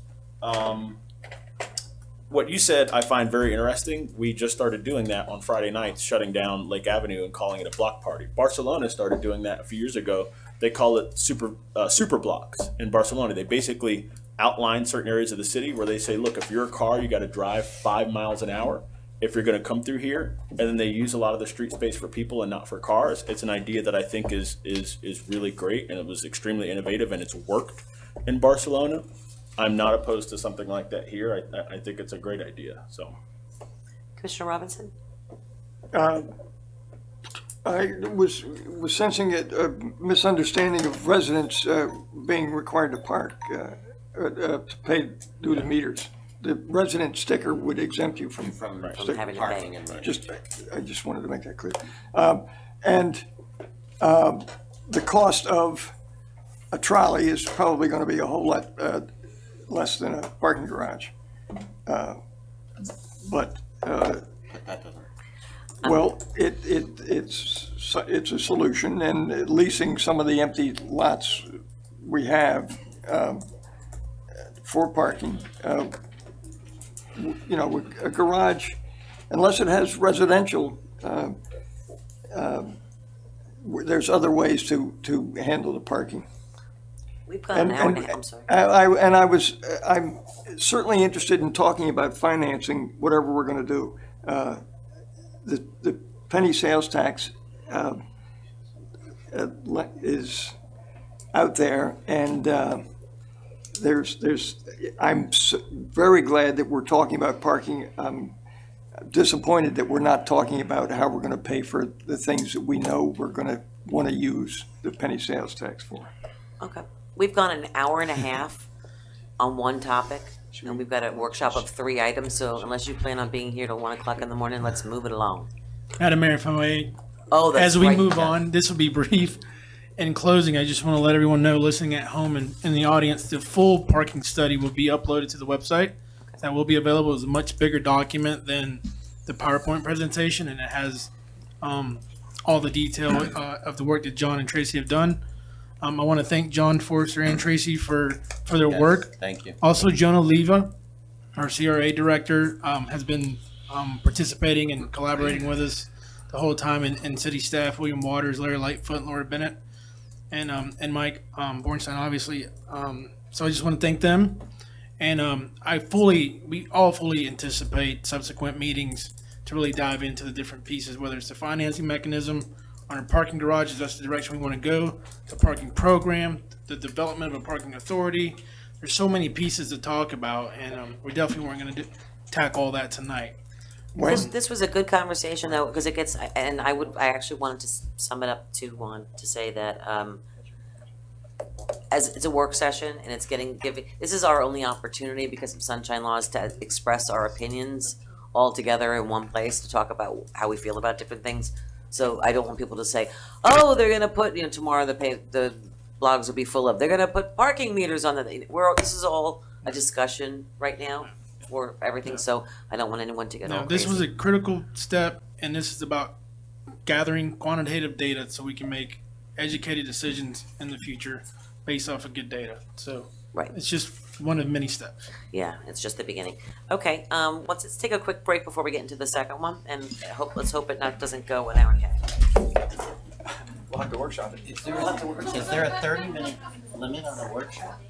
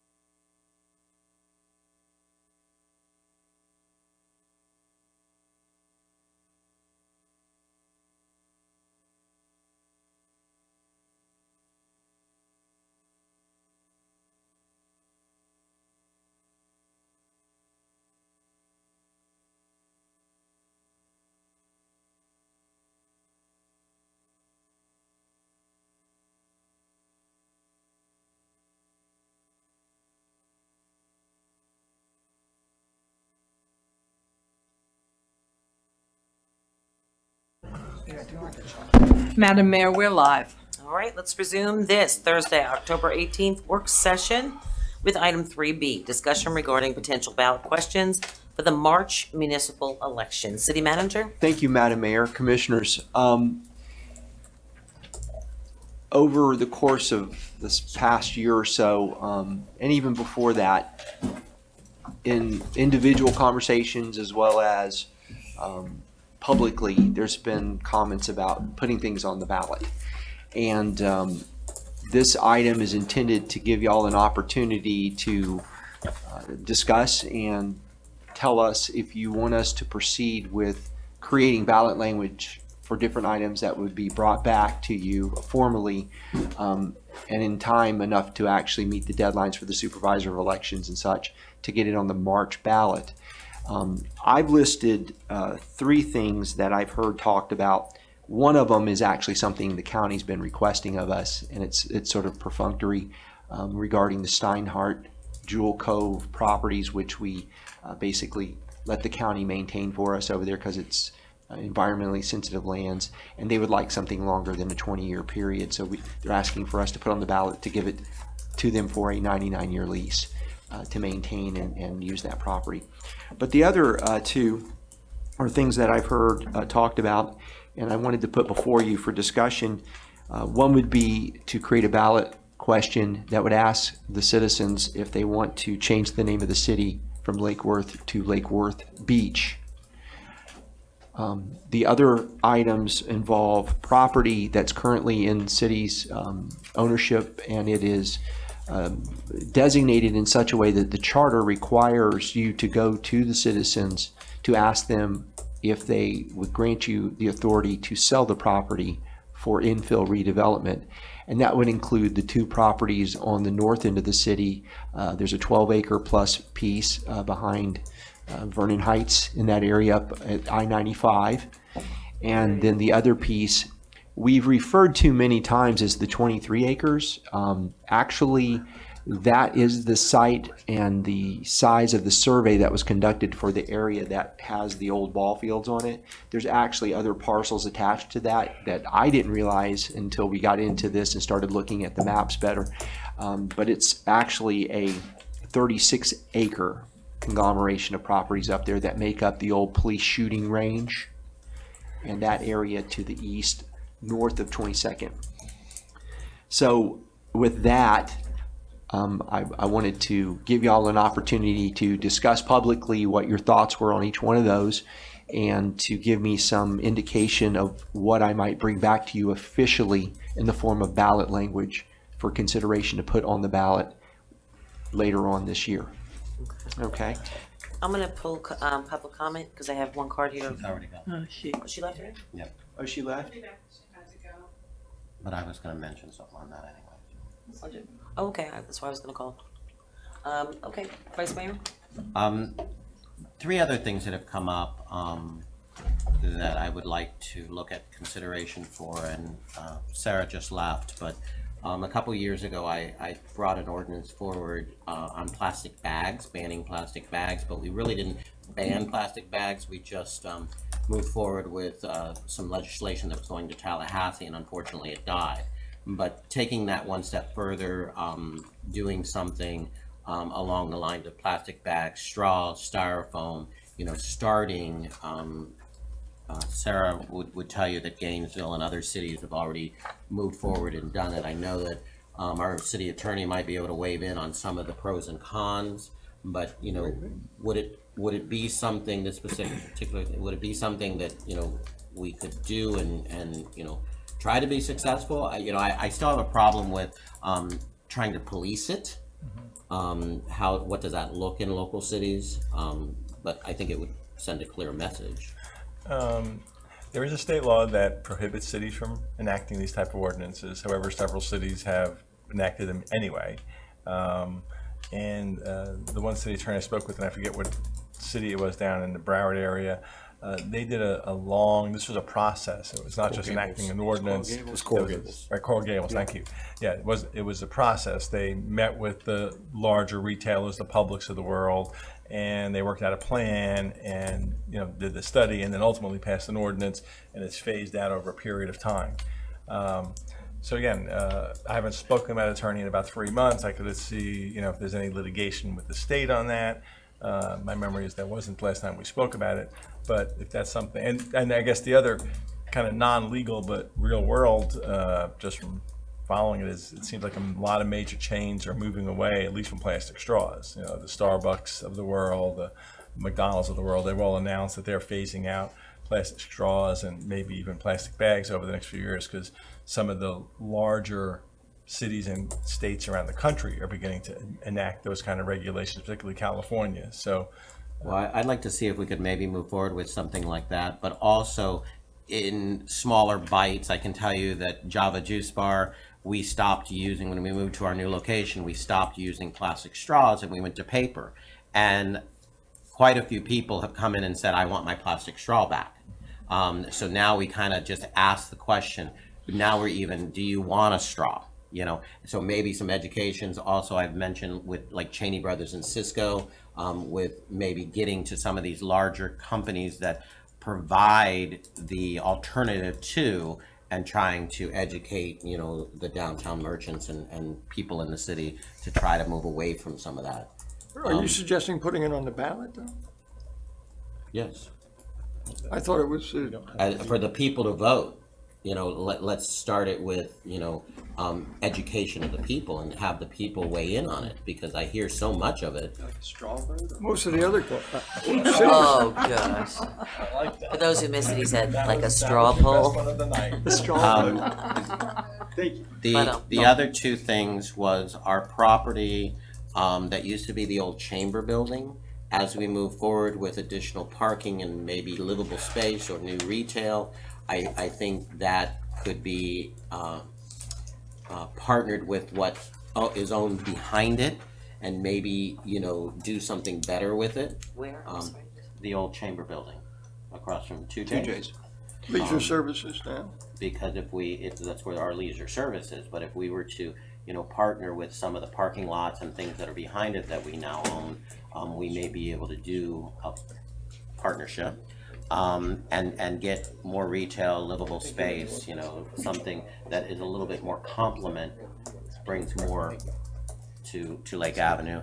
And then the third thing, the mayor's not gonna like it all, banning smoking on our beaches and in our parks. I know that some cities around have not been successful in it, so they've put signs up that say young lungs at play, please don't smoke in our parks and beach. I'd like to move forward with something like that. If we don't move forward with banning, at least get some signs up in our parks and our beach that say, you know, young lungs at play, please don't smoke in our parks and our beach. That's what I got at the moment. Mr. Robinson? As we get to the sale of with discussion, but what agency is involved with the Jewel Cove Steinhardt? It's County ERM? Yes, they're maintaining it now. And they're the ones that put in the boat docks. They did Snook Island. They've done all the environmental. And the docks themselves? They were One of them. Fine. Yeah. And then the money came down from fine to ERM, and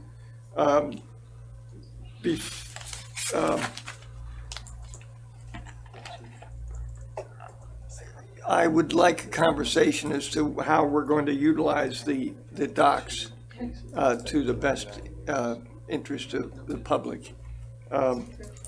And I don't know why they are asking for a 99-year lease. I mean, Do they have a plan for it? yeah, and we might. Well, we might. I don't know what's going to happen in 5 years or 20 years. And the charter says 20 years in terms of leases. I'm glad that they're maintaining it, but What is can you give us the reasoning behind that item on it? Is it I think the county simply wanted to have that longer term to do improvements on the property. I'm trying to remember, it was a long time ago, I had a conversation with ERM on their request that it be a 99-year or at least longer than 20-year lease, and we can get more information But from is there desire for that land to be a sanctuary? Is there Well, desire for it that can land only to be Yes. that. Yes. Understand, sanctuary? Okay. Steinhardt would have developed it if it had any developable capabilities. And so we went through this long protracted legal actions for years. And remember, they named it Steinhardt Jewel Cove. There's a plaque over there. And the county has the money, the resources, and the wherewithal to maintain it and keep it environmentally, the seagrass areas and everything in that whole cove, up to their standards without us having to just. Well, I'm not enthused about giving them a 99-year lease. If we get ecologically and environmentally Okay. very interested, and we want to do something, I don't know how we can encourage them to do it if they have a 99-year lease. It's land, and it's part of the beach property, our park over there, and yes, I'd like it to be the beautiful part of our park, but I don't get 99 years. That's a long time, and we don't know how we're going to improve the casino park on the other side of the road. So I'm not in favor of giving them a 99 year unless they want to offer something else. You know, have we Like negotiated? Botox? Well, yes, or some other. We haven't negotiated, because this has been a request that actually originated, how many years ago? 5 years. 5 years ago? A long time ago. Well, good. I'm glad we're there. I'd like to negotiate some. It's a request from the county. I will give you, if you all feel the same way. That's just my opinion, but I don't. Information on the current lease arrangement and what really Yes, is please. the property suitable for. It really. What do they have in Can't be mind? anything What Do else. do they have plans? What the maybe plans- see yeah, what what the the plans plans are. Well, you they can't just just say, spent, give they me just a- spent a lot of money. If you've been around Old Bridge, Yeah. that whole and Improve it, along develop it, A1A. what? They did all that improvement. They mitigated the exotic species. They put up kiosks. They've created an overlook. They put beach riprap. They've done a lot of things and to try and protect that environmentally sensitive areas well- at their expense. I appreciate that, and So do I. if their intention is to continue to preserve Yes. the area and not develop that area, then I would be willing to discuss it. But I don't, I would need to see that in writing, not just. That's their Air intent. They're quotes. not looking to do anything other than to make sure it stays. And as if they wanted it in a ballot item, that certainly would have to be much more explicit and written down. And again, what are the uses? What are they planning? What are they this? What are their intentions for it? How they. And maybe having non-uses in it too. that Yeah. Yeah, cover right. To make sure that they can't do something that we're not happy with. I'm not I interested. don't want them to hang up our land and then they're going to develop it to do something, whatever, and then we lose out and that's our land and we can't touch it for 100 years. So that makes no sense. That's not their intent, but I'll get you the backup on that. Okay. In the current lease as well. Commissioner Hardy? Yes, Glenn, at whose behest did you make that phone call down to Coral Gables? I think you had brought it up a few months ago. Yeah. So I inquired about this a while back. It is illegal for us to do it. There is some litigation, actually. It wasn't Publix who sued. Publix has been the chief lobbyist in Tallahassee for the preemption law that made it illegal for cities to make ordinances banning the use of plastic bags. But Publix has not been at the forefront of litigation for very obvious reasons. The person who did sue Coral Gables, however, is 7-Eleven. So what Coral Gables did was they banned not only plastic bags and all that, they banned styrofoam cups as well, which have an environmental impact that's negative. And 7-Eleven basically said, look, we're going to sue you. So my understanding right now is that their lawsuit is in the District Court of Appeals right now. I don't know. Again, it's been 3 months Yeah. or so since I've Yeah. spoken to her, so I can give a call if you'd like. Okay, yeah. Give an So, update on that. yeah. So, in addition to there being some litigation risk that we'd have to pay for, we'd have to pay Glenn or someone. I'm sure you wouldn't mind, but we'd have to pay someone to defend us in court should we get sued by one who uses plastic bags or styrofoam cups or what have you. We might just want to wait to see how the litigation works out. with Coral Gables before moving ahead with something like that. I don't oppose it. I think it's a really good idea. It's not that hard to give people a paper bag with a handle on it, but there are some people who feel it's their God-given right to have plastic bags, and some people who feel it's their God-given right to give them to their customers. And yeah, it's costly, you know, which I understand, but I just want to see how the litigation shakes out before we get into it with someone who has more money and ability than we do. The 12-acre parcel up there and the parcels by the baseball fields, I have a certain feeling about them, right? My feeling is that the city needs rooftops. My feeling is that the city needs more people with disposable income. I think it's hard to look at some of the things we're trying to do without concluding that we need more of that stuff. It's hard to get more of that stuff without developing vacant land. However, I am District 2's representative. And I represent folks up in Vernon Heights who have told me point blank that they do not want any more development around them unless and until traffic problems that they perceive on getting onto Dixie Highway are resolved. I've spoken with the county about that. I've spoken with Mo about that at the county. He believes that those lights are operating normally.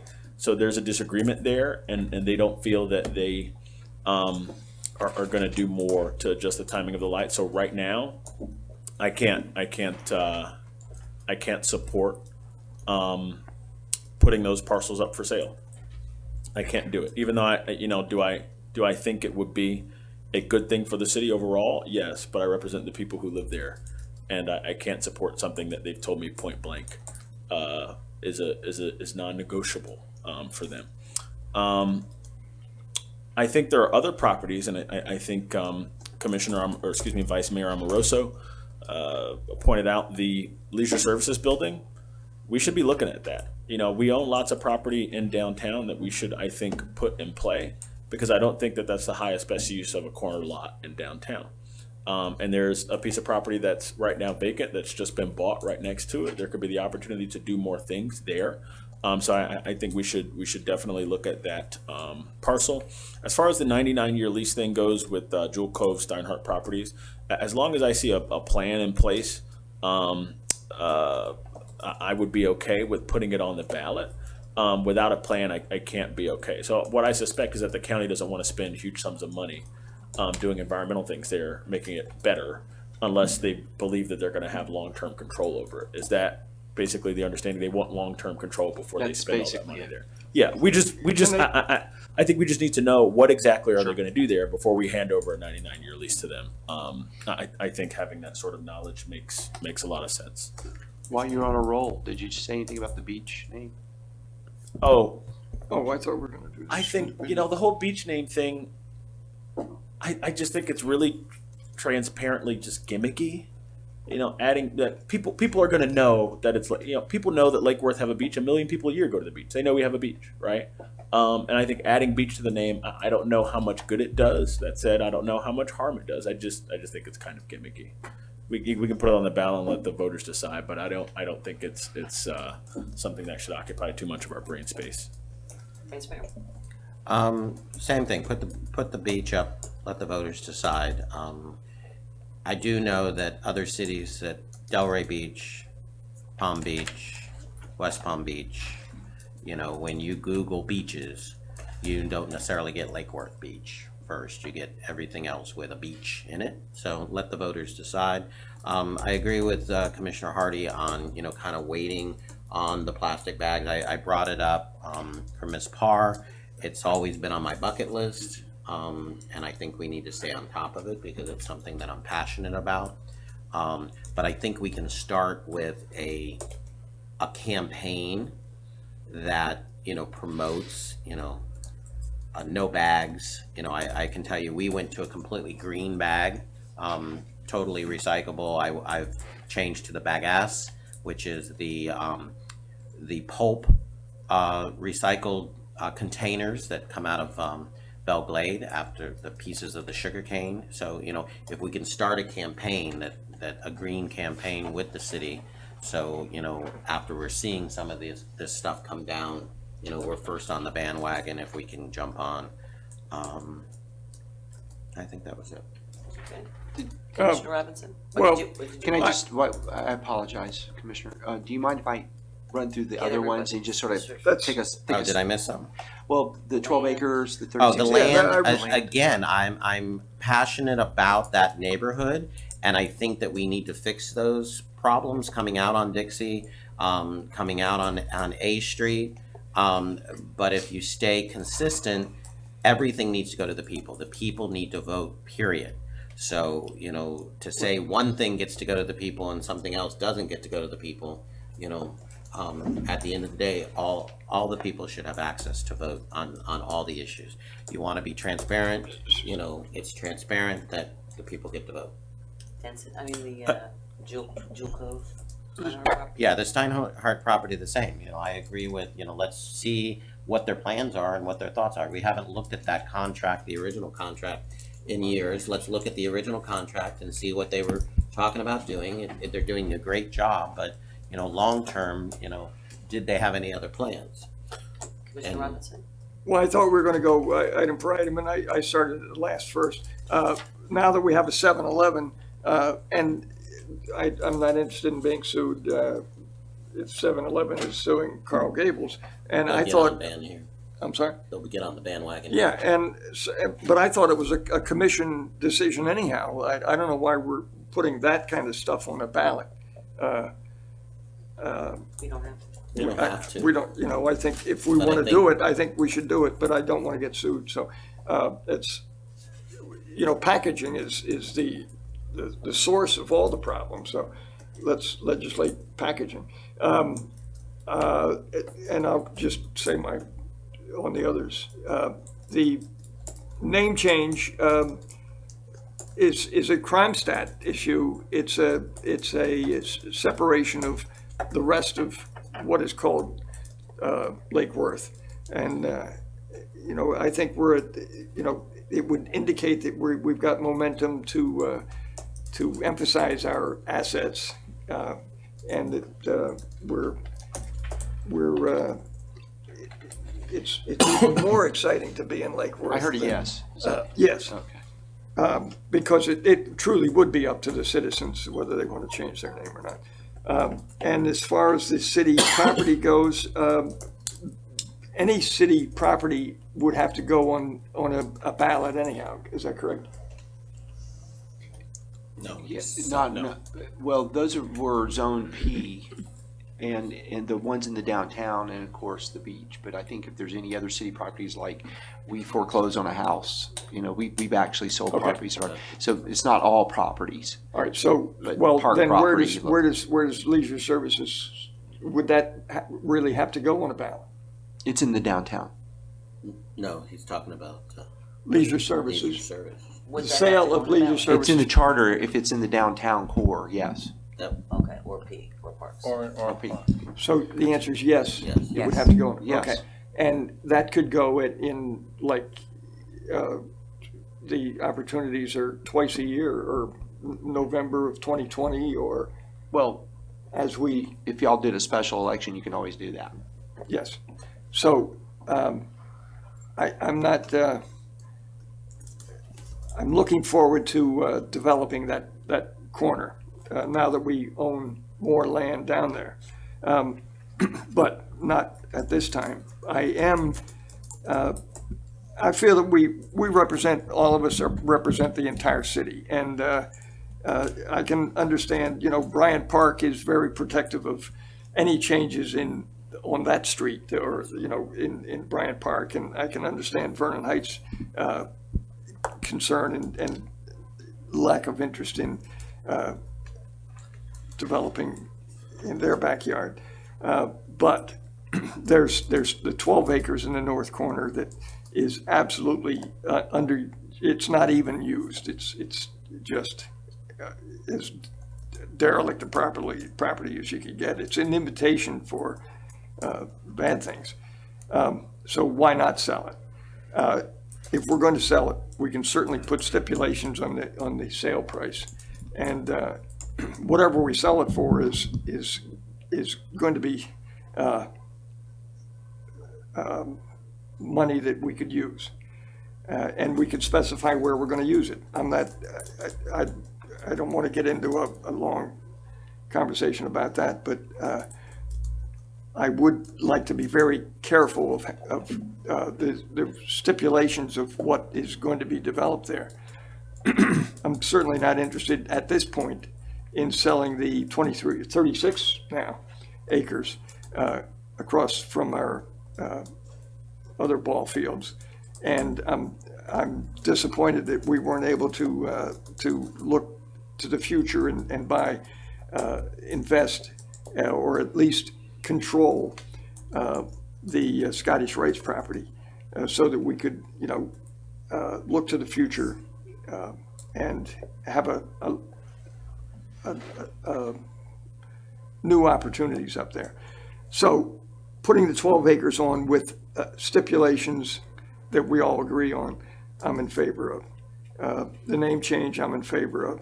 And if we had a presentation and a lease that we all agreed on for Steinhardt, I'm in favor of. But I'd really rather not do it for 99 years.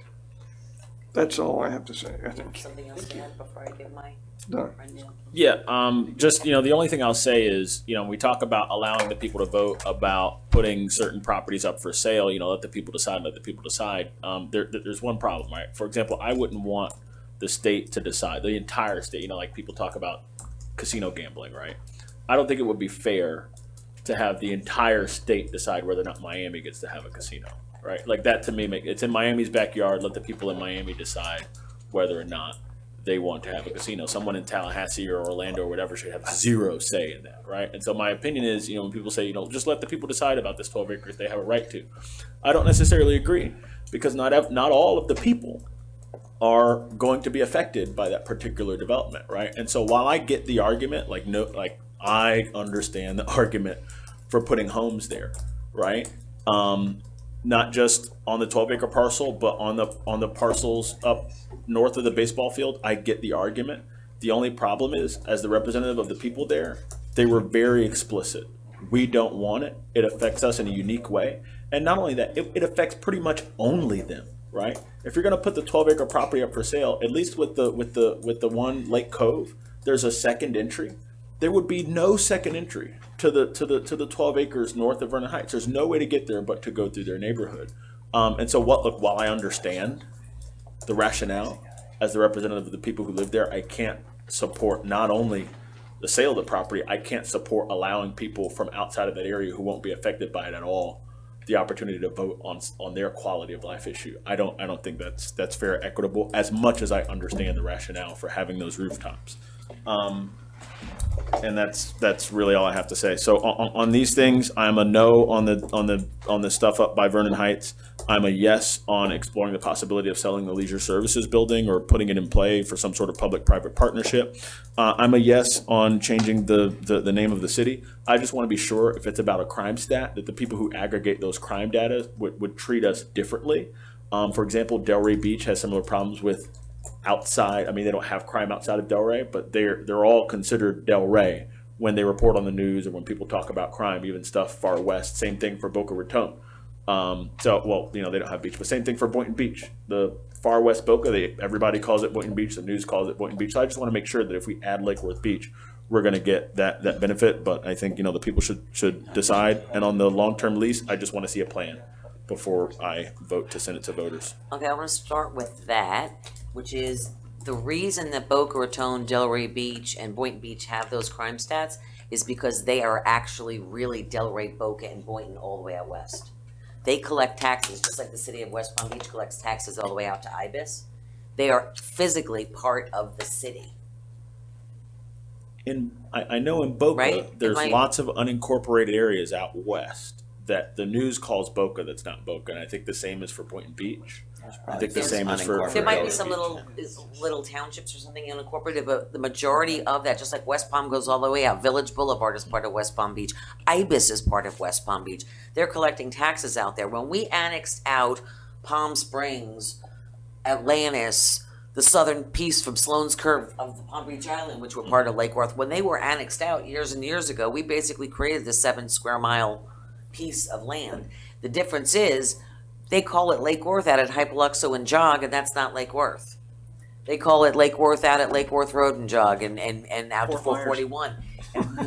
and it's not Lake Worth. So we're getting, you know, when we talk about, you know, out even as just as far as the drive-in, you know what I mean? People say Lake Worth. Today I had to tell people at the TPA meeting that, you know, they were like, oh, great, doing a Lake Worth Road project for you, Mayor. And I'm like, no, it's not. The 2 mayors that brought up this issue were Palm Springs and Green Acres. So those cities didn't exist, you know, back in the day. We were Lake Worth then. So now the differentiation is more important because there are too many areas called Lake Worth that are not our city that people don't differentiate. The second being that from a marketing standpoint, which I always tend to approach that, everything being on the internet now, without having the beach thing, especially trying to build up tourism in our community, that's going to be really essential on the internet side of it.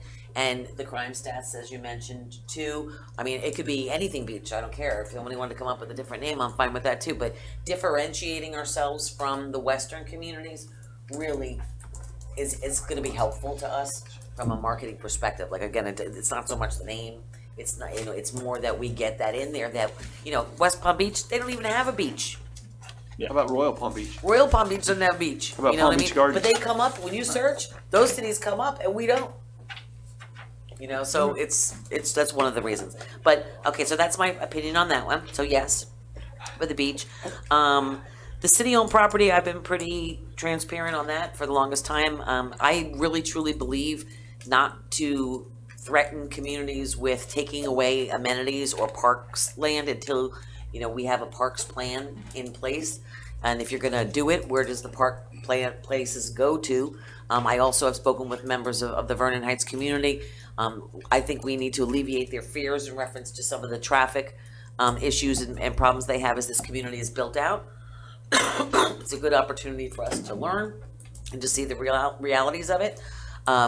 I initially thought too, until you brought up that item, that there is another street that goes up to the 12 acres to think, you know, because they are not utilized as park space, where part of that 36 acres is sometimes used as park space off and on, or leased out to the high school or whatever it may be from time to time. But I really think that we have to have a parks plan, and if we do sell any land, any of that land gets used for parks, for creating better parks, bigger parks in the areas or whatever it is. But you don't threaten to take away something until you have a plan in place. It doesn't make any sense to me. That's how I feel about that. The Jewel Cove Steinhardt properties, again, I agree with everyone here. You know, show us what you plan to do with it before we make a decision like that. I want to see a plan. And leisure services, definitely, now that those other properties have been acquired, if there can be some sort of simpatico with creating something good in that area in the future, I think that's fine. Thank you. That was awesome. All right. This is second bite at the apple, and that's it. Oh, Just quickly, you know, because. does it repeat anything? Well, politically, it's always of interest to put stuff on the ballot when it's not easy. The 12 acres is all I'm talking about. I'm not interested in putting the 36 acres on the ballot even. And are we going to talk about the specifications of what's going to be on the ballot for the purchaser tonight, or are we going to put that off to another night? This is going to come back to us, correct? This is just a work session. And my comment, put it on anything. my comment on traffic is the possibility that they could build 5 homes out there worth $3 million apiece, and how much traffic you're going to have. I understand what you're talking about, because we can have a conversation about density. If they were to build single-family homes out there, what is the density of it? Whenever you wanna The density is have it. higher in the Cove than it is necessarily in Vernon Heights. The way Maybe that's, the 12 acres currently is, as we just doing a straw polls, part of the term, is it's a split, and without Commissioner Maxwell here. But what's the time limit then on our? We have to have it to the supervisor of elections when we have the special meeting on, Debbie, the special meeting to get the ballot is December 13th. I believe we're gonna try to do it on the 13th. That would be the date that you would finalize the language. And how much money are you want to spend to wordsmith the language? I don't have an amount for that, but I would want to find out if that's something we're going to move forward with before I go and Yeah. execute anything. However, on the chamber and the beach, we can definitively, get some language that's not as complicated, I don't believe. I don't think we have Yeah. to do any, it's not about politicking about it, just put it out there and they do. But what I generally understand, if just to address your concern and question, the contract with the city, if it's approved, let's say for example, and the ballot language would reflect, it would be the use of residential, and y'all would govern what it would look like. As Oh, the it would be yeah. more than that. And then there would be an assurance that the money, if a sale did happen, would go into a parks purpose. That's kind of generally what I'm understanding from this takeaway.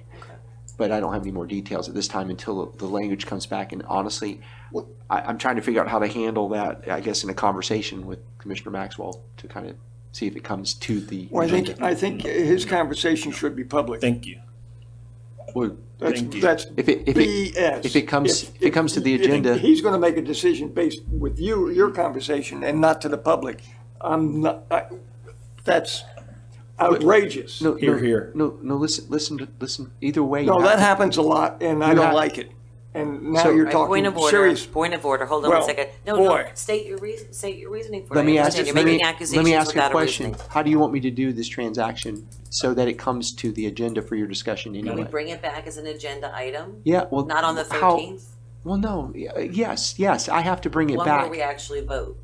The intention was to bring back the language so that you can see it. Okay. But it has to be finalized by the 13th, where it goes, that's the last meeting you would have. Can't you bring it back? Yes, First yes, beforehand, yes, before that? Yes. No, that was not my intention. Okay.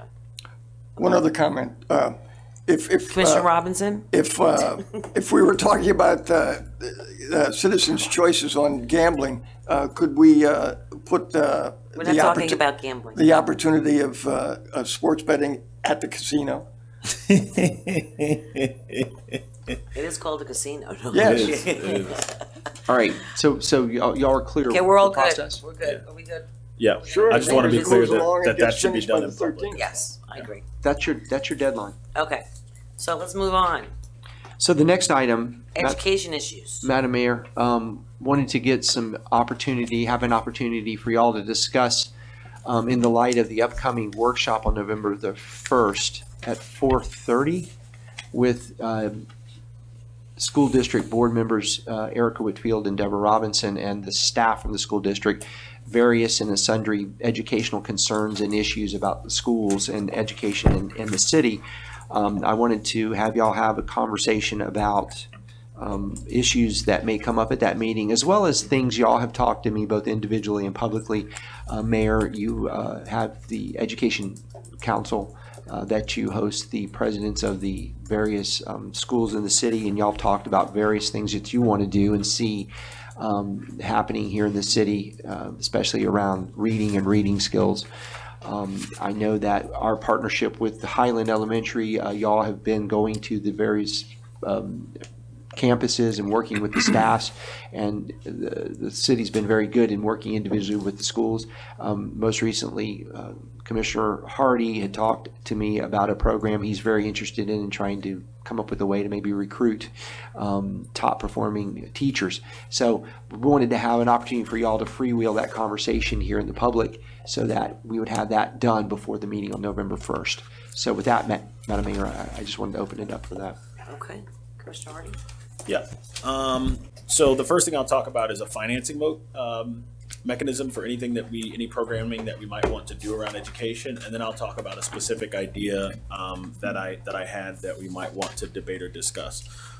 So we all know about the Sustainable Bonus Incentive Program, right? So the Sustainable Bonus Incentive Program basically says if you want to do anything by right in the city, you have to do it 3 stories or under, right? If you want to go higher than 3, there are changes that you have to make to your project, right?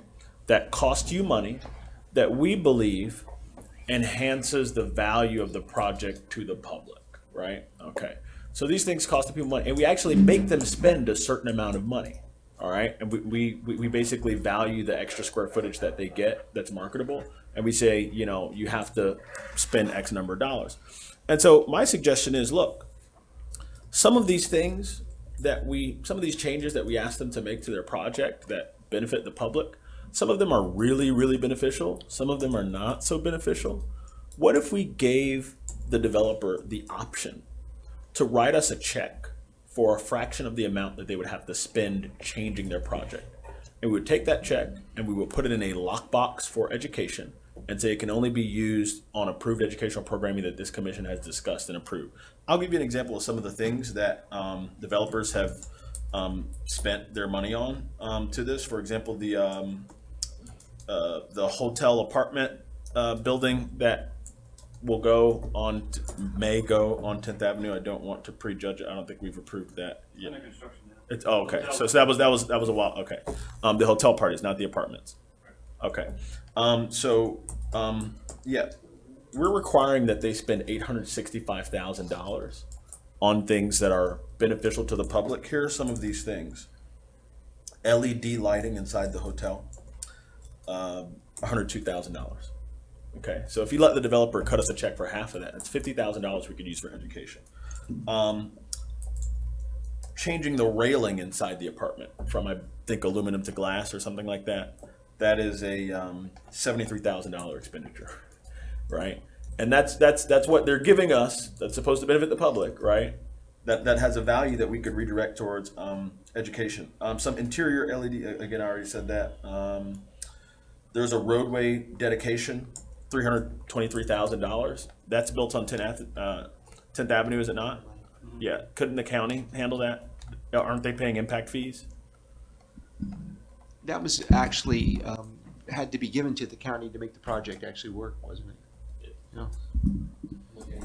That's the county has a long scale plan to make improvements to 10th Avenue, and so that additional right of way was needed for a dedicated right turn lane into the site and into Boutwell Road. Could not the county have paid for that? Isn't that what folks pay impact fees for?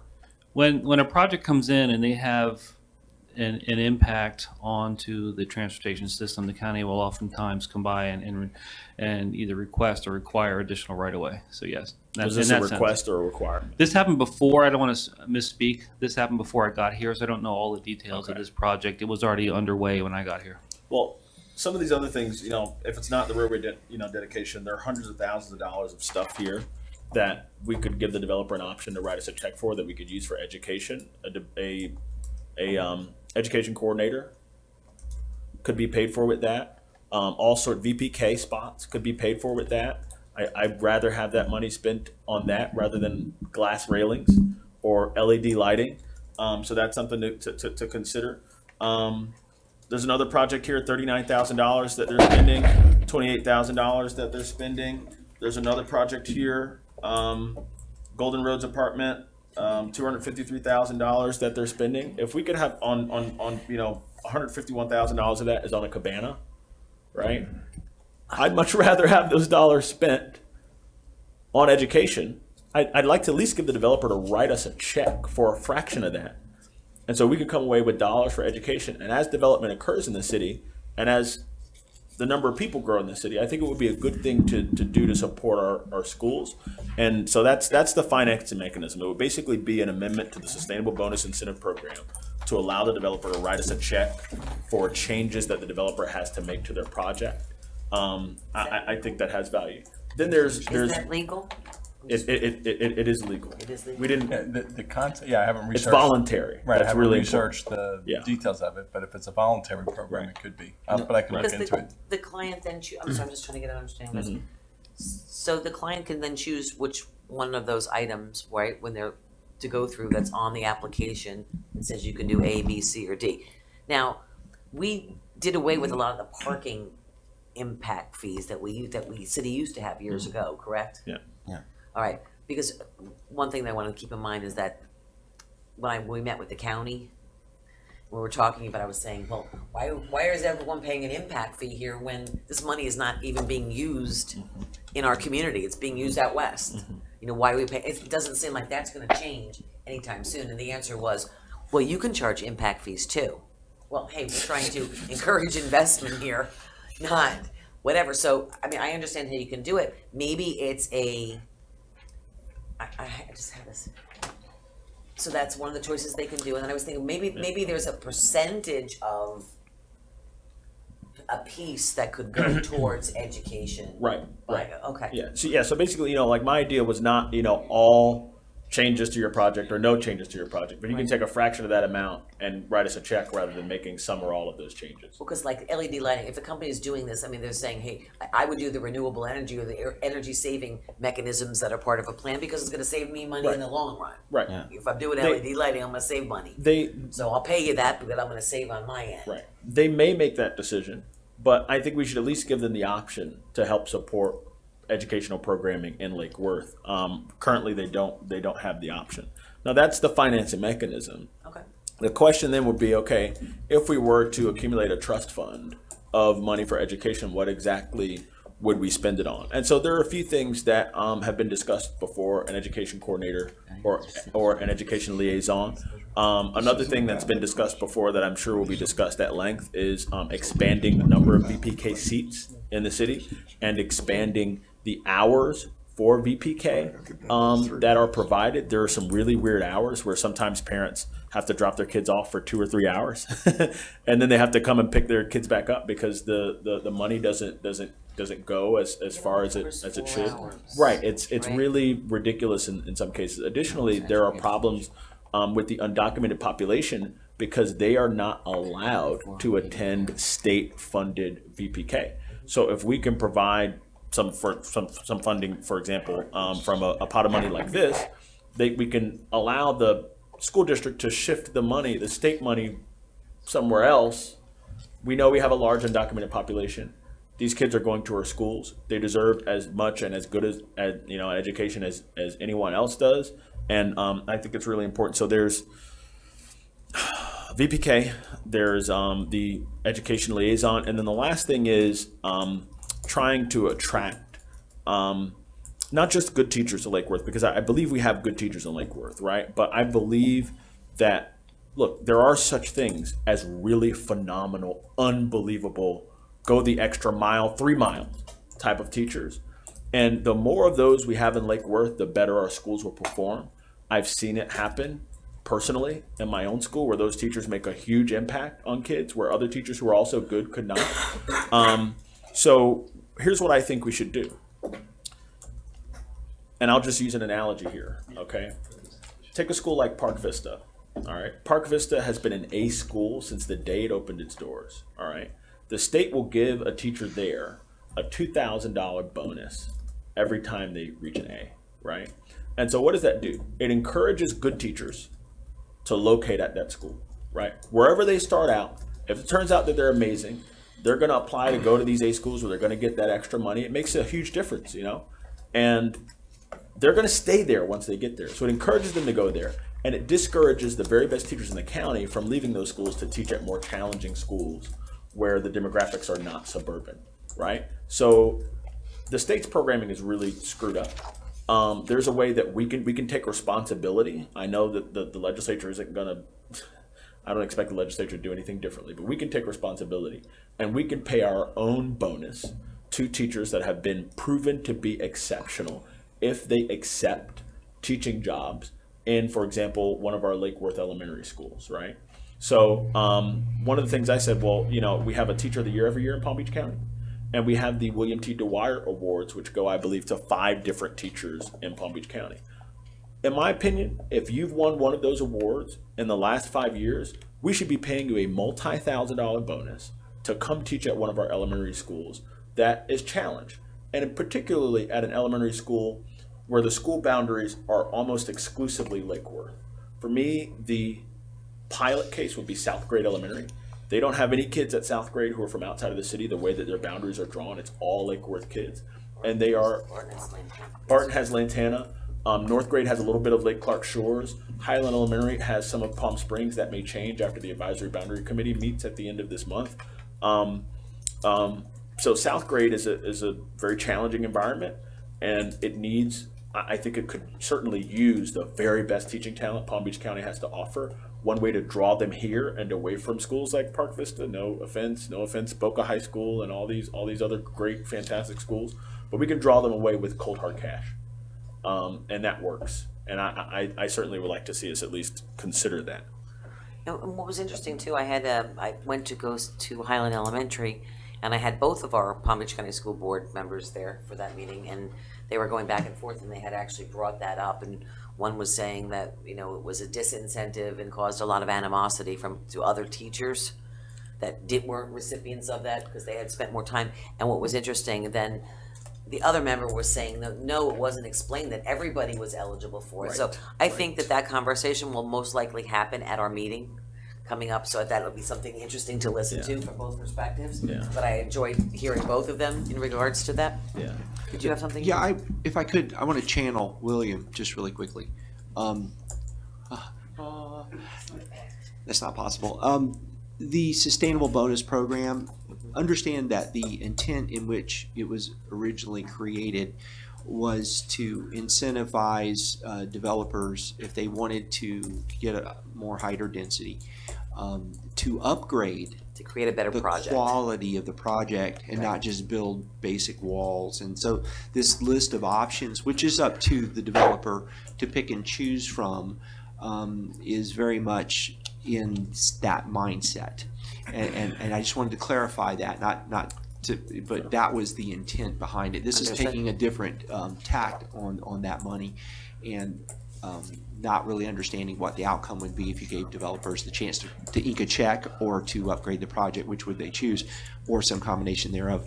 And I remember too, just briefly on the hotel, just to clarify, on the turn lanes, we were negotiating long before the project started to get those properties over to the county because they weren't in our control or ownership, and we didn't want to go through eminent domain and all those kinds of things. So that was added into that list of acceptable sustainable bonus. So that's maybe a little better explanation of why in that particular project that ended up there. It was a timing issue, and we were trying to get the county on board and trying to get the turning lanes and everything for Boutwell Road and the improvements. And I think it worked out great. I think it's a good idea and something we should certainly talk about. Thank you for letting me do that.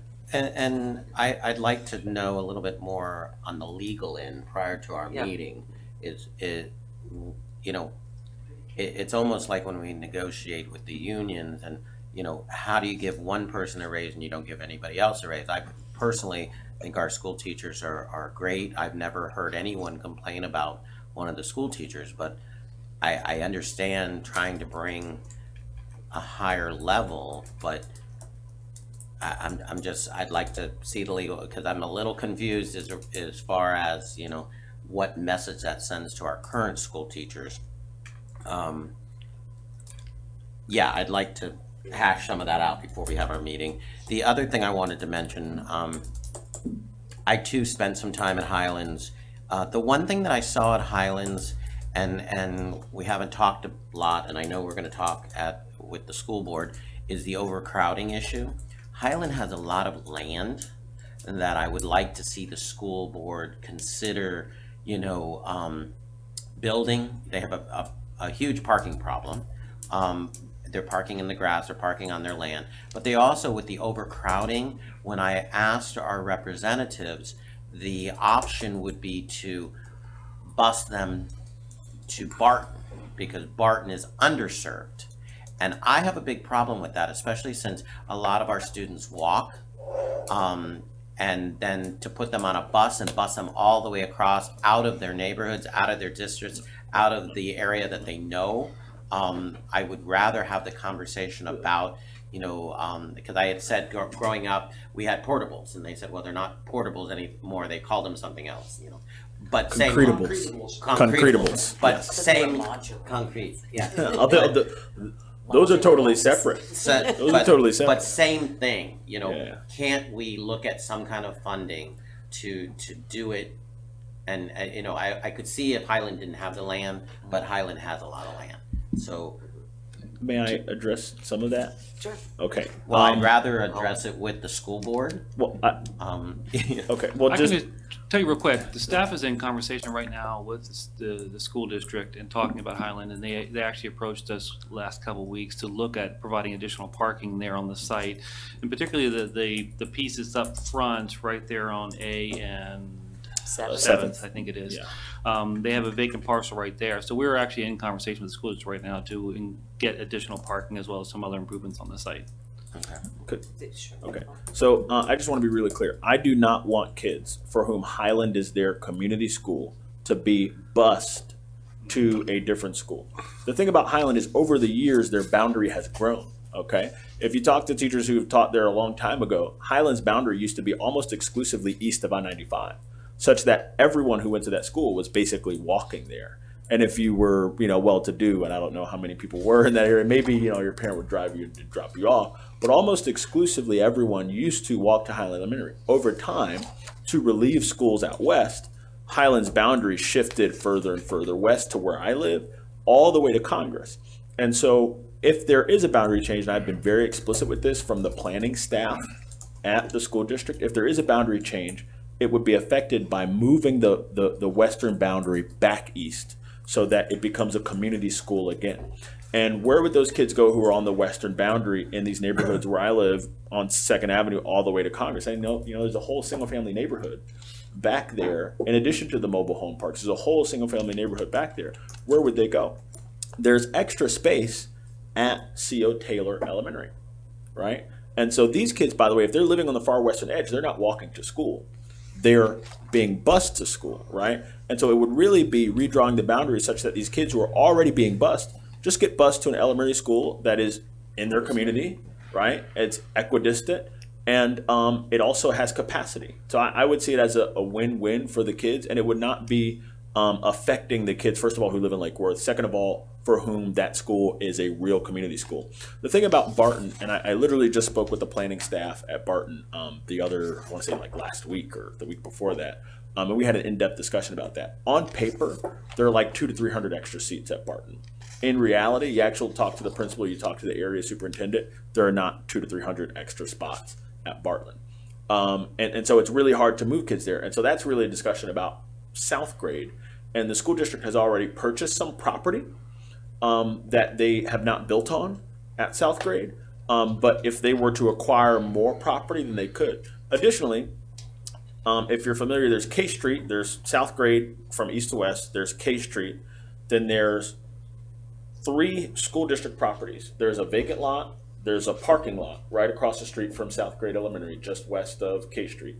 And there's another vacant lot, and then there's a little, it's apparently like a little apartment, just like a 50-foot wide maybe apartment complex just north of there.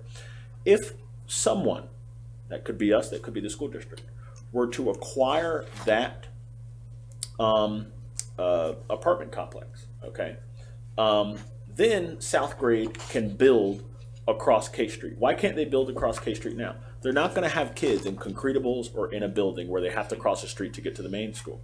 But if we or the school district were to buy that last parcel on the north there on K Street, we could give them K Street for that section because it already terminates just south of South Grade anyway. We can give them K Street. They can expand the school across the street, and that whole area can become South Grade. So that's something I discussed with them. They also own some properties on the other side. It's a little harder because there are more owners, but that's something that I think we should discuss as well. And that this idea of amending the Sustainable Bonus Incentive Program to again give developers the option to make it voluntary for them to write us a check for a fraction of what they would pay making changes to their project. I think we could have some traction there. On the last thing on the bonuses, there was a disagreement between our 2 elected representatives. But They seem to be coming together. yes. They're finding out. What I would say is the previous program, and they had a pejorative term for the teachers who got the bonuses. They called them the bonus babies, right? The previous program gave a bonus to any teacher, regardless of any award that they had won, regardless of demonstrated excellence in their profession, they just gave a bonus to any teacher. If you were a new teacher at Lake Worth High School, if you were a new teacher at South Grade, you got a bonus. Well, of course, I'd be upset, right? If I just got there first. But here's the thing. If you're already at North Grade, for example, and you win a William T. Dwyer Award, we should incentivize you to stay there, right? And there have been, I know there's a Palm Beach County Teacher of the Year at North Grade, and I know that there is at least a William T. Dwyer Award winner nominee at North Grade, right? Those people, if you're here, we want you to stay here. If you're not here, we want you to come here. My understanding is that it's legal. I don't think that we would have to work with the school district even if we wanted to pay someone who took an open position. You know, if a position's open and they come, I don't know that we could cut a check to anyone. You know, we would want to. I want to say we would want to work with them. We'd also work with the CTA. Look, I'm a teacher. I'm a dues-paying member of the CTA. This is not insuperable. We can do it if we're determined to do it and if we find that it works. Speaking of which, is it a conflict of interest for him to vote on stuff that would benefit him ultimately? I'm not going to be a William T. Dwyer. How do you know? I'm a well. No, look, I you know me and my legalese here. I'm protecting you. I'm protecting you. Just the lawyers about that. And one thing I could tell you, I mean, I'm a student who was in the public school system in New York, and I was bused. They had, my elementary school shut down. It was right in my backyard, practically. And they split half the school and half were sent, and I was sent to a whole section of town that I didn't live in, and all my friends weren't there. And I made friends in that school, and guess what they did after I graduated there? They sent me to the junior high school I would have originally gone to with the people that I was separated with. So I lost all those friends, and then went back and had to make friends again with the friends that I made when I was beforehand. It was. Why didn't you walk? It was when it was on my street. I walked to high school. It was down the road. Madam Mayor, a question came up in discussing this with staff. What would we call someone, a teacher, an extraordinary teacher who gets one of these bonuses if we were to adopt such a program? Oh, I have to think about that. It's I gotta think be special. Yeah, no. I'll bring it back. There's an idea for a monument for Fannie and Samuel James at Bryant Park. My idea, in addition to that, which I support, would be to make living monuments out of these teachers who choose to come here, and to call them fellows. Call it a fellowship, and call these people the Fannie and Samuel James Fellows, who have come from outside of Lake Worth to help teach at our school. I think that would be fantastic. I like that. Ooh, I like that a lot. Pioneers in education. Hey, there we go. Oh yeah, I There we like go. that. I like that. I'm gonna write that down. Commissioner Robinson? No, it was Glenn. Oh, Glenn. Sorry. Oh, I'm so surprised. I've never seen you with a light. well, somebody asked I didn't questions know to about, recognize you. about the Sorry. legal with the school board, and Commissioner Hardy and I spoke about this several months ago, and just to, not to be negative at all, but to kind of anticipate where the school board might be coming from. So I tried to put myself in their shoes if I'm representing them on this. If you're trying to, in some way, in somebody else's viewpoint, interfere with the principal's running of his or her school, if you're interfering with the school district's assigning of teachers, I could see them having their backup about that. We talked about the union, frankly. If I'm the CTA union, and Commissioner Hardy, if there's an opening at the school, that's one thing, but if there's not an opening at the school and you have this fellowship or this pioneer person that you want to place there, well, the union is certainly going to object to you removing Teacher Smith, who is a, quote, low-performing teacher, because no one wants to be labeled a low-performing teacher. So I could see the school district having their own internal concerns, even if they might like the money, they might have issues that they say, you know, it's just not worth it for us to deal with principals feeling that someone else is telling them who goes on their campus, or the union saying someone else is telling them who they can or can't employ. So just some But aren't issues. you only talking about, isn't what was proposed, and correct me if I'm wrong, isn't it only talking about rewarding teachers Yes. who are already in our schools? So my It's not. yeah. So my position is, and there was some discussion about this. I think if we were to even explore this route, the best route would be this. There's normal turnover at these elementary schools where there are open positions every single year, and teachers from within Lake Worth and outside of Lake Worth are applying for these positions. And some of them, we want to apply for the position, and we want them to get it, but they're not going to apply for the position because they got a really easy job at a suburban school where all of their talents get to be completely exposed because it's you're dealing with a different situation. So those folks who are not applying for these open positions, if they were to apply, and if they were to get the job, which is up to the principals. Look, the principal can go through their hiring process, but they let us know, hey, I'm applying, I'm a Dwyer Award winner, I'm a Palm Beach County Teacher of the Award winner, there's an open position here, I'm applying for it. If I get it, will you give me the bonus? We verify you're a Dwyer Award winner, we verify you're a Palm Beach County Teacher of the Award winner. After that principal makes his decision, unmolested by us, if that person gets hired by that principal, we would write that person a check. Oh, see, I didn't understand that. I was thinking if that there's we someone were who's gonna, already here, but I was thinking that we were Yeah. going to reward our own for being exceptional, and being that recognition was going to lure people to come to our school because they not only were going to get recognition, but they also could receive a financial bonus. I didn't know we were going to pay people from outside to come in. I thought we were going to recognize our own and award our own, and then that we would become the culture that takes care of its own and rewards its own for being invested in our community. I think there are ways to reward teachers who have chosen Lake Worth already.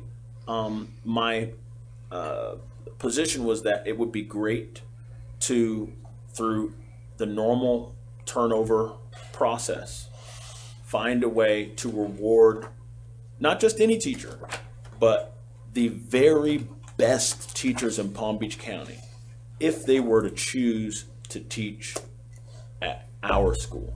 If you've won one of these awards and you're choosing to leave your cushy job at some suburban school with totally different demographics, and you're choosing to leave all that and you're choosing to come here and teach our kids, and you've proven amazing, let's incentivize that. I appreciate And you if you're thinking that. if you're It's a already little here and sticky you've won wicket, it, though, huh? if you're already here and you've won it, which I believe one person has won a Teacher of the Year award here, and one has been nominated for a William T. Dwyer award here. If you're already here, we can pay you too. It's a little bit more. You know what? We're going to have this conversation, I'm sure, I just, for quite a while. Commissioner Robinson, would you like to? I'm certainly think all teachers are underpaid. I agree. And I do I like the idea that we're interested in incentivizing our own, but I think we should certainly publicly shame the school board for being separate but equal. Our Lake Worth system is not equal to other educational systems, and politically, we should have the whatever anatomy you want to throw at the school board to demand equal education. And in terms of spending money, I would like to help the SAC, the parents, because the parents can make a tremendous difference in helping education, getting involved. And they might not fight about it as much as the unions. I would have to say one thing, and I want to wrap this up, folks, because we're in our last item. But I would want to say one thing. In the years since I started the Mayor's Education Council, and I've had my ups and downs, and could sit and tell you stories. I would say that in the last year to 2 years alone, I have met and spoken with and sat down and had fantastic conversations with members of the school board, and not just the school board, but the actual people, working at, on the county level, in our school systems, the different educators in our area, whatever. I have never been more impressed with some of the new people in our school. We are not this what we were years ago. They are taking notice, and they know that we're different, and they know that we need to think outside the box for the types of problems that we have. But I've never been approached in all the years since I started this, ever, until maybe last year was the first time. And I think that both of our school board members that we have, while completely different from one another, are both so passionate, and we are, they're like I say, I'm scrappy. When I go to these outside this area, people look at me like I'm scrappy, but you know what? Because we've been underdogs for so long, and I will say that our members of our school board are also scrappy. And while they come from different perspectives, they both actually, are really smart and really involved and educated. And seeing their superiors in the upper levels of management that are working through our system now are far superior than anything I think we've ever had, much more attentive and much more knowledgeable of our challenges. We're not just one big lump of clay anymore.